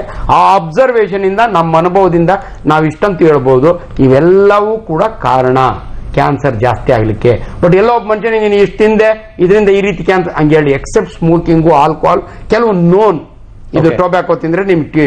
ಬಟ್ ಅನ್ಫಾರ್ಚುನೇಟ್ಲಿ ಈ ರೀತಿ ಕಂಟಾಮಿನೇಷನ್ ಆಗೆಲ್ಲ ನಮ್ಗೆ ಬಹಳ ಡಿಫಿಕಲ್ಟ್ ಸರ್. ರಘು ಸರ್, ಈಗ ಸೆಕ್ಯೂರಿಟಿ ಹೇಗೆ ಸರ್? ಯಾಕೆಂದ್ರೆ ನಾವೀಗ ಕೆಮಿಕಲ್ ಟ್ರೀಟೆಡ್ ಯಾರೋ ಕೊಡ್ತಾರೆ, ಅಥವಾ ಮುಂದೆ ಇನ್ನೂ ಟೆಕ್ನಿಕ್ಸ್ ಗಳು ಬರಬಹುದು. ನಾವು ಮಾತಾಡ್ಕೊಂಡ್ವಿ ಯೂನಿಫಾರ್ಮ್ ಆಗಿ ಬಣ್ಣ ಬರುತ್ತೆ, ಅವ್ರು ಯೋಚನೆ ಮಾಡಬಹುದು ಯೂನಿಫಾರ್ಮ್ ಆಗಿ ಬರ್ದಿರೋ ಹಣ್ಣಿಗೆ ಇಂಜೆಕ್ಷನ್ ಮಾಡೋದು ತೋರಿಸ್ತಿದ್ರು. ಎಕ್ಸಾಕ್ಟ್ಲಿ. ಸೊ ನಾವೀಗ ಸರ್ ನಾವ್ ಏನ್ ಮಾಡ್ಬೇಕು? ನಾವೀಗ ಅಟ್ಲೀಸ್ಟ್ ನಾವೇನ ಕಾನೂನನ್ನ ಕೇಳ್ಬೋದಾ ಸರ್? ಏನಾರ ರೂಲ್ಸ್ ನ ಚೇಂಜ್ ಮಾಡಿ ದಯವಿಟ್ಟು ಈ ರೀತಿ ಆರ್ಟಿಫಿಷಿಯಲಿ ಅವ್ರೇನೋ ಒಂದು ಮಾರ್ಕೆಟ್ ತಂದು ಹಣ್ಣು ಅಂತ ನಮಗೆ ಕೊಡೋದ್ರಿಂದ ನಮ್ಮ ಆರೋಗ್ಯ ಹಾಳಾಗ್ತದೆ. ಒಂದು ನೋಡಿ, ಇಲ್ಲಿ ಒಂದು ಈ ಆಹಾರ ಪದ್ಧತಿ ಇಂಥ ವಿಚಾರಗಳಲ್ಲಿ ಎಚ್ಚೆತ್ತ ಗ್ರಾಹಕ ಅನ್ನೋದಿದೆಯಲ್ಲ, ಓಕೆ ಹೇಳ್ತಾರೆ eternal vigilance is the price we pay for our freedom ಅಂತ. Okay, if you want to be free you should be vigilant. Okay, ಈಗ ಹೇಳ್ತಾರೆ ಕ್ಲಾಸ್ ಅಲ್ಲಿ ಟೀಚರ್ ಸೈಲೆಂಟ್ ಆಗಿರ್ಬೇಕು ಅಂದ್ರೆ ಸೈಲೆನ್ಸ್ ಅಂತ ಇರಬೇಕು.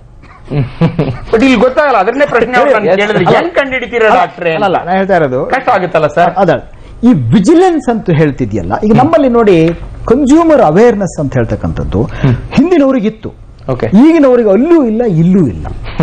ಇಂಗ್ಲಿಷು ಬರಲ್ಲ, ಕನ್ನಡನೂ ಬರಲ್ಲ. ಓಕೆ, ಸಮಸ್ಯೆ ಆಗಿರೋದು ಇದು. ಸೊ ಇದು ನಿಮಗೆ ನ್ಯಾಚುರಲ್ ಆಗಿ ನಿಮಗೆ, ಈಗ ನೋಡಿ ನಾನು ಅನೇಕ ಕಡೆ ಹೇಳಿದ್ದೇನೆ ಇದನ್ನ, ಯಾವ ಪ್ರಾಣಿಗೂ ತಾಯಿ ಹಾಲು ಕೊಡಿ ಅಂತ ಹೇಳ್ಬೇಕಾಗಿಲ್ಲ, ಮನುಷ್ಯನ್ ಹೇಳ್ಕೊಡ್ಬೇಕು. ಎಸ್, ಕತ್ತೆಗೆ, ನಾಯಿಗೆ, ಎಮ್ಮೆಗೆ ಡೌಟೇ ಇಲ್ಲ. ಬಟ್ ಅದು ಓಕೆ ಸರ್, ಇಲ್ಲಿ ಎಜುಕೇಟ್ ಮಾಡೋದು ಹೆಂಗೆ ಅಂತ ನನಗೂ ಅರ್ಥ ಆಗಿಲ್ಲ. We are in the process. ನಾನು ಮಾರ್ಕೆಟ್ ಹೋದ್ರೆ ನಾನು ಏನ್ ಮಾಡ್ಬೇಕು ಅಂತ ಡಾಕ್ಟರ್ ಎಲ್ಲರೂ ವಿಜಿಲೆಂಟ್ ಆಗ್ಬೇಕು. ಹೇಳ್ತಾ ಇರೋದೇ ಅದು.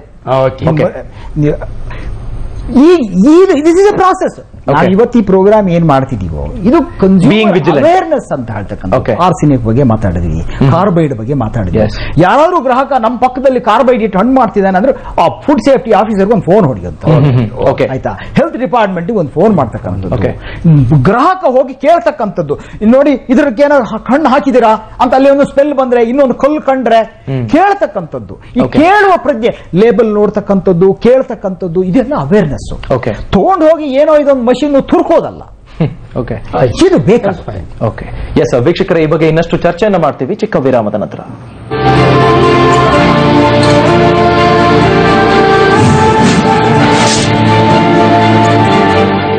Crazy about body building. ಯಾರು ನೋಡಿದ್ರು ಬಾಡಿ ಬಿಲ್ಡ್ ಮಾಡ್ತಾ ಇದ್ದಾರೆ. ನನಗೂ ಈ ತರ ಬಾಡಿ ಬಿಲ್ಡ್ ಮಾಡಬೇಕು. ಈ ಬೇಸಿಗೆಯಲ್ಲಿ ತಂಪಿನೊಂದಿಗೆ ದೇಹದ ತೂಕ ಹೆಚ್ಚಿಸಿಕೊಂಡು ಸದೃಢ ಮೈಕಟ್ಟನ್ನು ಹೊಂದಲು ಸರ್ರೈವಾಯುಕ್ತ ಆಯುರ್ವಿನ್ ನ್ಯೂಟ್ರಿಗೇನ್ ಪೌಡರ್ ಮತ್ತು ಕ್ಯಾಪ್ಸೂಲ್ಸ್. ಇದು ಚೆನ್ನಾಗಿದೆಯಾ? It's nice. ಒಂದ್ ನಿಮಿಷ, ಪೌಡರ್ ಬಾಡಿಗೆ ಹಾಕ್ತೀಯಾ ಇಲ್ಲ ಫೇಸ್ಗಾ? ಫೇಸ್ಗೆ. ವೈಟ್ ಟೋನ್ ಯೂಸ್ ಮಾಡು. White tone? ಹೌದು, ಸ್ಪೆಷಲ್ ಫೇಸ್ ಪೌಡರ್. ಇದನ್ನು ಹಚ್ಚಿದ್ರೆ ಫೇಸ್ಗೆ oil free look, even tone ಜೊತೆಗೆ ಕಾಂತಿಯೂ ಸಿಗುತ್ತೆ. White tone special face powder. ಸ್ವಲ್ಪನೇ ಹಚ್ಚಿದಾಗ ಫೇಸ್ ಕಾಣುತ್ತೆ ಲವ್ಲಿ ಲವ್ಲಿ. ಫೇಸ್ ಲವ್ಲಿ ಆಗಿ ಕಾಣುತ್ತೆ. ಥ್ಯಾಂಕ್ಸ್ ಕಣೆ, ಯೋಚನೆಯನ್ನೇ ಬದಲಾಯಿಸಿದೆ. ವೈಟ್ ಟೋನ್ ಫೇಸ್ ಕಾಣುತ್ತೆ ಲವ್ಲಿ ಲವ್ಲಿ.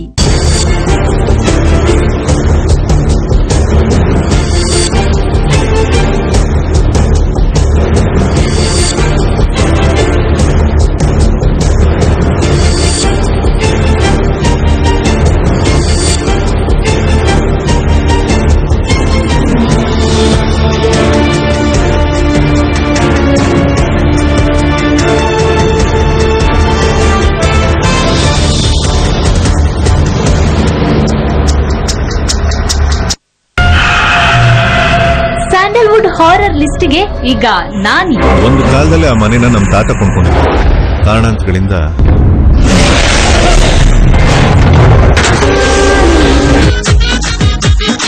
ಮಳೆ ಬರಿಸಿದವರ ಜೊತೆ ಅಜಯ್ ಕೃಷ್ಣ ಲೀಲೆ. ಪ್ಯಾಂಟು ಮೇಲೆ ಚಡ್ಡಿ ಹಾಕಿ ನಿಲ್ಲೋನು ಸೂಪರ್ ಮ್ಯಾನ್, ಪ್ರಾಬ್ಲಮ್ ಫೇಸ್ ಮಾಡಿ ನಿಲ್ಲೋನೆ ಸ್ಪೆಷಲ್ ಮ್ಯಾನ್.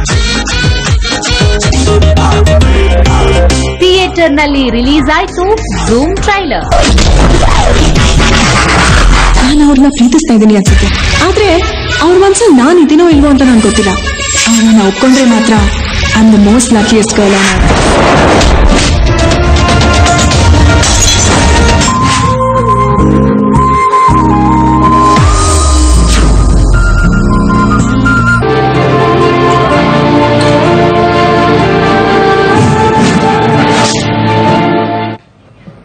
ವೆಲ್ಕಮ್ ಬ್ಯಾಕ್ ವೀಕ್ಷಕರೇ. ರಘು ಸರ್, ನಾನು ನಿಮಗೆ ಕೇಳಕ್ಕೆ ಇಷ್ಟಪಡ್ತೀನಿ, ಮಳೆಗಾಲದಲ್ಲಿ ಮಾವು ನೈಜವಾದವು ಯಾವು ಅದನ್ನ ಕಂಡುಹಿಡಿಯೋದು ಹೇಗೆ ನಾವು? ಬಿಕಾಸ್ ಇದು ತುಂಬಾ ಮೇಜರ್ ಚಾಲೆಂಜ್ ನಮಗೆ ಅಗೇನ್ ಅಂಡ್ ಅಗೇನ್. ಏನಾಗಿದೆ, ಸೀಸನ್ ಕೂಡ ಸ್ವಲ್ಪ ಅಪ್ಸೆಟ್ ಆಗಿದೆ. ಕ್ಲಿಯರ್ ಕಟ್ ಆಗಿ ಸೀಸನ್ಗಳು ಇವಾಗ ಆಗ್ತಾ ಇಲ್ಲ. ನಿಮ್ಗೆ ಗೊತ್ತಿದ್ದ ಹಾಗೆ ಮಳೆ ಸ್ವಲ್ಪ ಲೇಟ್ ಆಗುತ್ತೆ, ಇನ್ನೇನು ಮಧ್ಯದಲ್ಲಿ ಮಳೆ ಬರುತ್ತೆ. ಟೆಕ್ನಾಲಜಿ ಹೋದ ವರ್ಷ ನಮಗೆ ಬೇಸಿಗೆನೇ ಇರಲಿಲ್ಲ, ಈ ವರ್ಷ ತುಂಬಾ ದೊಡ್ಡ ಬೇಸಿಗೆ, ಉದ್ದವಾಯಿತು. ಹೀಗೆಲ್ಲ ಈ ವೈಪರೀತ್ಯಗಳು ಕಾಣ್ತಾ ಇದಾವೆ. ಆದ್ರೆ ಮಾವಿನ ಒಂದು ಸೀಸನ್ ಇದೆ, ನಿಮ್ಗೆ ಗೊತ್ತು, ಏಪ್ರಿಲ್ ಇಂದ ಜೂನ್ ಜುಲೈವರೆಗೂ ಮಾವಿನ ಸೀಸನ್ ಇನ್ನೇ ಮುಗಿ ಹೋಗ್ತಾ ಬಂತು ಸೀಸನ್. ಸೊ ಇದು ಸೀಸನ್, ಇದು ಎಲ್ರಿಗೂ ಗೊತ್ತಿರ್ತಕ್ಕಂಥದ್ದು. ಆ ಸೀಸನ್ ನಲ್ಲೇ ಅದನ್ನ ಉಪಯೋಗಿಸ್ತಾರೆ. ನಿಮ್ ಪ್ರಶ್ನೆ ಏನು ಅಂದ್ರೆ ಈಗ ಅದೇ ಡಿಸ್ಟಿಂಗ್ವಿಶ್ ಮಾಡೋದು ಹೇಗೆ ನಾವು? ಯಾಕೆಂದ್ರೆ ನೀವು ಹೇಳಿದಾಗೆ ಈಗ ರೈತರೇ ಅನ್ಕೊಳ್ಳಿ ಸರ್, ಒಂದು ಭಾಗದ ರೈತರು ನೈಜವಾಗಿ ಹಣ್ಣು ಮಾಡಿ ಮಾರುಕಟ್ಟೆ ತಂದಿರ್ತಾರೆ. ಅವ್ರಿಗೆ ಪ್ರಾಬಬ್ಲಿ ಕ್ಯಾಲ್ಸಿಯಂ ಕಾರ್ಬೈಡ್ ಬಗ್ಗೆ ಗೊತ್ತೇ ಇರೋದಿಲ್ವೇನೋ. ನಾವು ಹೇಗೆ ಕಂಡುಹಿಡಿಯೋದು? ಒಂದು ಕಾರ್ಬೈಡ್, ಮೊನ್ನೆ ಯಾವುದೋ ಒಂದು ಪ್ರೋಗ್ರಾಮ್ ಅಲ್ಲಿ ಹೀಗೆ ಮಾಡ್ತಾ ಇದ್ದಾಗ ಒಬ್ರು ಫೋನ್ ಮಾಡಿದ್ರು, ನಿಮಗೆ ಇನ್ನೂ ಗೊತ್ತಿಲ್ಲ, ಹಣ್ಣು ಮಾಡಕ್ಕೆ ಒಂದು ವಿಧಾನ ಇದೆ ಅಂತ. ನಾವು ತಿಳ್ಕೊಂಡು ಏನೋ ಹೊಸದಾಗಿದೆ ಅಂತ, ಕಾರ್ಬೈಡ್ ಇಡ್ಬೇಕು ಸ್ವಾಮಿ ಅಂತ ಹೇಳಿದ್ರು. ಬೆಳ್ಳಾರಿಯಿಂದ ಫೋನ್ ಮಾಡಿ ಪಾಪ ಅವ್ರೇನೋ ಹೇಳ್ಕೊಡ್ತಿದ್ವಿ, ಗೊತ್ತಿಲ್ಲ ಅವ್ರಿಗೆ. ಅವ್ರೇನು ತಿಳ್ಕೊಂಡಿದ್ರು ಇದೊಂದು ವೈಜ್ಞಾನಿಕ ಮೆಥಡ್ ಅಂತ ಹೇಳ್ಕೊಂಡಿದ್ದಾರೆ. ಯಾಕಂದ್ರೆ ಇದು ಎಲ್ರಿಗೂ ಏನಾಗಿದೆ, ಕೆಲವು ಒಂದ್ಸಾರಿ ಕಲಿಸ್ಕೊಟ್ಟ ಮೇಲೆ ಅದನ್ನ ಬಿಡಿಸೋದು ಕಷ್ಟ. ಓಕೆ, ಎಲ್ರಿಗೂ ವ್ಯಾಪಾರಿಗಳಿಗೆಲ್ಲ ಇದನ್ನ ಕಲಿಸ್ಬಿಟ್ಟಿದೀವಿ ನಾವು. ಅದನ್ನ ಒಂಚೂರು ಟೈಮ್ ಆಗುತ್ತೆ ಬಿಡಿಸ್ಕೊಳ್ಳಕ್ಕೆ. ಆದ್ರೆ ನಿಮಗೆ ಈ ನೈಸರ್ಗಿಕ ನೀವು ಹೇಳ ಒಂದು ಅದರಲ್ಲಿ ಬೂದಿ ಅಂಶ ಇಲ್ಲಿ ಅಂತಕ್ಕಂಥದ್ದು, ಅದರ ದುರ್ನಾತ ಏನು ಇದ್ರದ್ದು ಕಾರ್ಬೈಡ್ ಎಂದು ಇದೆಯಲ್ಲ, ಅದು ಗೊತ್ತಾಗುತ್ತೆ ನಮ್ಗೆ. ಮತ್ತೆ ಎಲ್ಲ ಈಗ ಒಂದು ಬಾಳೆ ಗೊನೆ ಇದೆಯಪ್ಪ, ತಲೆಯಿಂದ ಬುಡಕ್ಕೆ ಎಲ್ಲ ಒಂದೇ ಸರಿ ಹಣ್ಣು ಆಗಲ್ಲ. ಓಕೆ, ಈಗ ನಾವು ಹಳ್ಳಿಗಳಲ್ಲೆಲ್ಲ ನೇತು ಹಾಕಿಟ್ಕೊಂಡ್ರೆ ಕುಯ್ಕೊಂಡು ಮೇಲೆ ಹಣ್ಣಾಗೋದು ಮತ್ತೆ ಅದು ಹಾಗೆ ಇರ್ತಕ್ಕಂಥದ್ದು. ಈ ಪ್ರಾಸೆಸ್ ಇದೆಯಲ್ಲ, ಈಗ ನೋಡಿ ಕಾನೂನಲ್ಲೂ ಕ್ಲಿಯರ್ ಕಟ್ ಆಗಿ ಹೇಳ್ತಾರೆ, ಯಾರು ಈಗ ಡ್ರಮ್ಮಿಗೆ ಇದನ್ನ ಹಾಕ್ಬಿಟ್ಟು ಈ ಇಥಿಫಾನ್ ಹಾಕಿ ಅದ್ದು ಬಿಟ್ಟು ಮಾರಬಾರದು ಅಂತ ಕಾನೂನಲ್ಲಿ ಇರೋದು. ಕಾನೂನಲ್ಲಿ ಇಥಿಫಾನ್ ಹೇಗೆ ಉಪಯೋಗಿಸಬೇಕು? ಗ್ಯಾಸ್ ಚೇಂಬರ್ ಮಾಡಬೇಕು. ಸರ್, ಈಗ ವ್ಯಾಪಾರಿಗಳಿಗೆ ಇದರಿಂದ ಒಂದು ಕಿವಿ ಮಾತು ನಾವು ಹೇಳಕ್ ಬಯಸೋಣ. ಈಗ ಮಾವಿನಲ್ಲಿ ಕೆಮಿಕಲ್ ಕಾರ್ಬೈಡ್ ನಾವು ಅವ್ರ ವಿರುದ್ಧ ಹೋರಾಡಬಹುದಾ? ಕಾರ್ಬೈಡ್ ಕಾನೂನಿಗೆ ವಿರುದ್ಧ, ಕಾನೂನಲ್ಲಿ ಬ್ಯಾನ್ ಆಗಿದೆ ಫುಡ್ ಸೇಫ್ಟಿ ಅಂಡ್ ಸ್ಯಾನಿಟರಿ ಅಥಾರಿಟಿಯಲ್ಲಿ. ಅದರಿಂದ ಆರೋಗ್ಯಕ್ಕೆ ಹಾನಿಯಾದರೆ 10 ಲಕ್ಷ ದಂಡದಿಂದ 10 ವರ್ಷ ಜೈಲಿವರೆಗೂ ಅವಕಾಶ ಇದೆ. ಓಕೆ, ಯಾಕಂದ್ರೆ ಆರ್ಸೆನಿಕ್, ಫಾಸ್ಫಿನ್ ಗ್ಯಾಸ್ಗಳು ಇರ್ತಕ್ಕಂಥದ್ದು. ಕಾರ್ಬೈಡ್ ಗ್ಯಾಸ್ ಇರ್ತಕ್ಕಂಥದ್ದು ವೆಲ್ಡಿಂಗ್ ಮಾಡೋಕೆ, ವೆಲ್ಡಿಂಗ್ ಗ್ಯಾಸ್ ಅದು ಹಿಂದೆ ಏನೋ ಒಂದು ತಪ್ಪಾಗಿದೆ, ಆ ತಪ್ಪನ್ನು ಇವತ್ತು ಮರೆಯೋಣ. ಕಾರ್ಬೈಡ್ ಹಾಕಿ ಹಣ್ಣು ಮಾಡಿ ಹಣ್ಣಿನ ರುಚಿ, ಹಣ್ಣಿನ ಪೌಷ್ಟಿಕಾಂಶ, ಅದರ ವಿಷಾಂಶವನ್ನು ತುಂಬತಕ್ಕಂಥ ಕೆಲಸ ಬೇಡ. ಓಕೆ ಸರ್, ಈಗ ನೈಸರ್ಗಿಕ ನನಗೆ ಅದೇ ಟೈಮ್ ಹತ್ರ ಬಂದ ಒಂದು ಎರಡು ಮಾತಂತ ದಯವಿಟ್ಟು ನಾವು ಅವಾಗಲೇ ಹಣ್ಣನ್ನ ಸಿಪ್ಪೆ ಸಮೇತ ತಿನ್ನಿ ಎಂದು. ಬಟ್ ಮ್ಯಾಂಗೋ ಒಳಗೆ ನಾನು ಅಬ್ಸರ್ವ್ ಮಾಡಿರೋದು, ಎಲ್ಲರೂ ಅಬ್ಸರ್ವ್ ಮಾಡಿರೋದು, ಹೊರಗಡೆ ಚೆನ್ನಾಗಿರುತ್ತೆ. ದಯವಿಟ್ಟು ಕಟ್ ಮಾಡಿ ನೋಡಿದಾಗ ಸರ್ ಅದು ಯಾಕಾಗುತ್ತೆ ಸರ್, ಕೆಲವು ಕಡೆ ಮಾತ್ರ ಕೊಳತಂಗಿರುತ್ತೆ. ಅದೇ ದಯವಿಟ್ಟು ಹಣ್ಣನ್ನ ಕಟ್ ಮಾಡಿ ನೋಡಿ ತಿನ್ಬೇಕು. ಒಂದು ಎರಡನೇದು, ಬಹಳ ಜನ ಡಯಾಬಿಟಿಕ್ಸ್ಗೆ ನಾನು ಮಾವಿನ ಹಣ್ಣು ತಿನ್ಬೇಕು ಬೇಡ ಅನ್ನೋ ಒಂದು ಆಸೆ. ಮಾವಿನ ಹಣ್ಣು compare to other fruits fructose ಜಾಸ್ತಿ ಇರುತ್ತೆ. ನೀವು ತಿನ್ಬೇಡಿ ಅಂತ ನಾವು ಹೇಳೋದಿಲ್ಲ. ಒಂದಣ್ಣು ಅಥವಾ 1 fruit a day for A diabetic ಅಂತ ನಾವು ಅಡ್ವೈಸ್ ಮಾಡ್ತೀವಿ. ನೀವು ದೊಡ್ಡ ಮ್ಯಾಂಗೋ ಇದ್ದಾಗ ಒಂದು ಒಪ್ಪು ತಿನ್ನಿ, ಇಲ್ಲ ನೀವು ಎಂಜಾಯ್ ಮಾಡಿ. ಸಕ್ಕರೆ ಕಾಯಿಲೆ ಇದ್ರೂ ಕೂಡ ಮ್ಯಾಂಗೋ ತಿನ್ಬೋದು ಅನ್ನೋ ಒಂದು ಸಂದೇಶ ನಿಮ್ಗೆ. ಇನ್ನೇನಾದ್ರೂ ರಘು ಸರ್, ಈಗ ನೈಸರ್ಗಿಕವಾಗಿ ನಾವು ಆನ್ ಅ ಲಾರ್ಜ್ ಸ್ಕೇಲ್, ದೊಡ್ಡ ಮಟ್ಟದಲ್ಲಿ ಏನಾದ್ರೂ ಹಣ್ಣು ಮಾಡೋ ಟೆಕ್ನಿಕ್ ಗಳನ್ನ ಕಂಡಿಡಿದಾರ ಈಗ? ಬಿಕಾಸ್ ಯಾಕೆ ಅಂದ್ರೆ ಈ ಪ್ರಾಕೃತಿ, ಈಗ ನೋಡಿ ಹಿಂದೆ ಹಗೆಯೂ ಇತ್ತಲ್ಲ, ಅದೇ ಟೆಕ್ನಾಲಜಿ ಇವತ್ತು ಮಾಡರ್ನ್ ಟೆಕ್ನಾಲಜಿಗೆ ಬಂತು. ಏನ್ ಮಾಡ್ತಾರೆ, ಒಂದು ದೊಡ್ಡ ಬ್ಯಾಗ್ ಮಾಡ್ತಾರೆ, ಓಪನ್ ಯಾರ್ಡಲ್ಲಿ ಇಡಬಹುದು.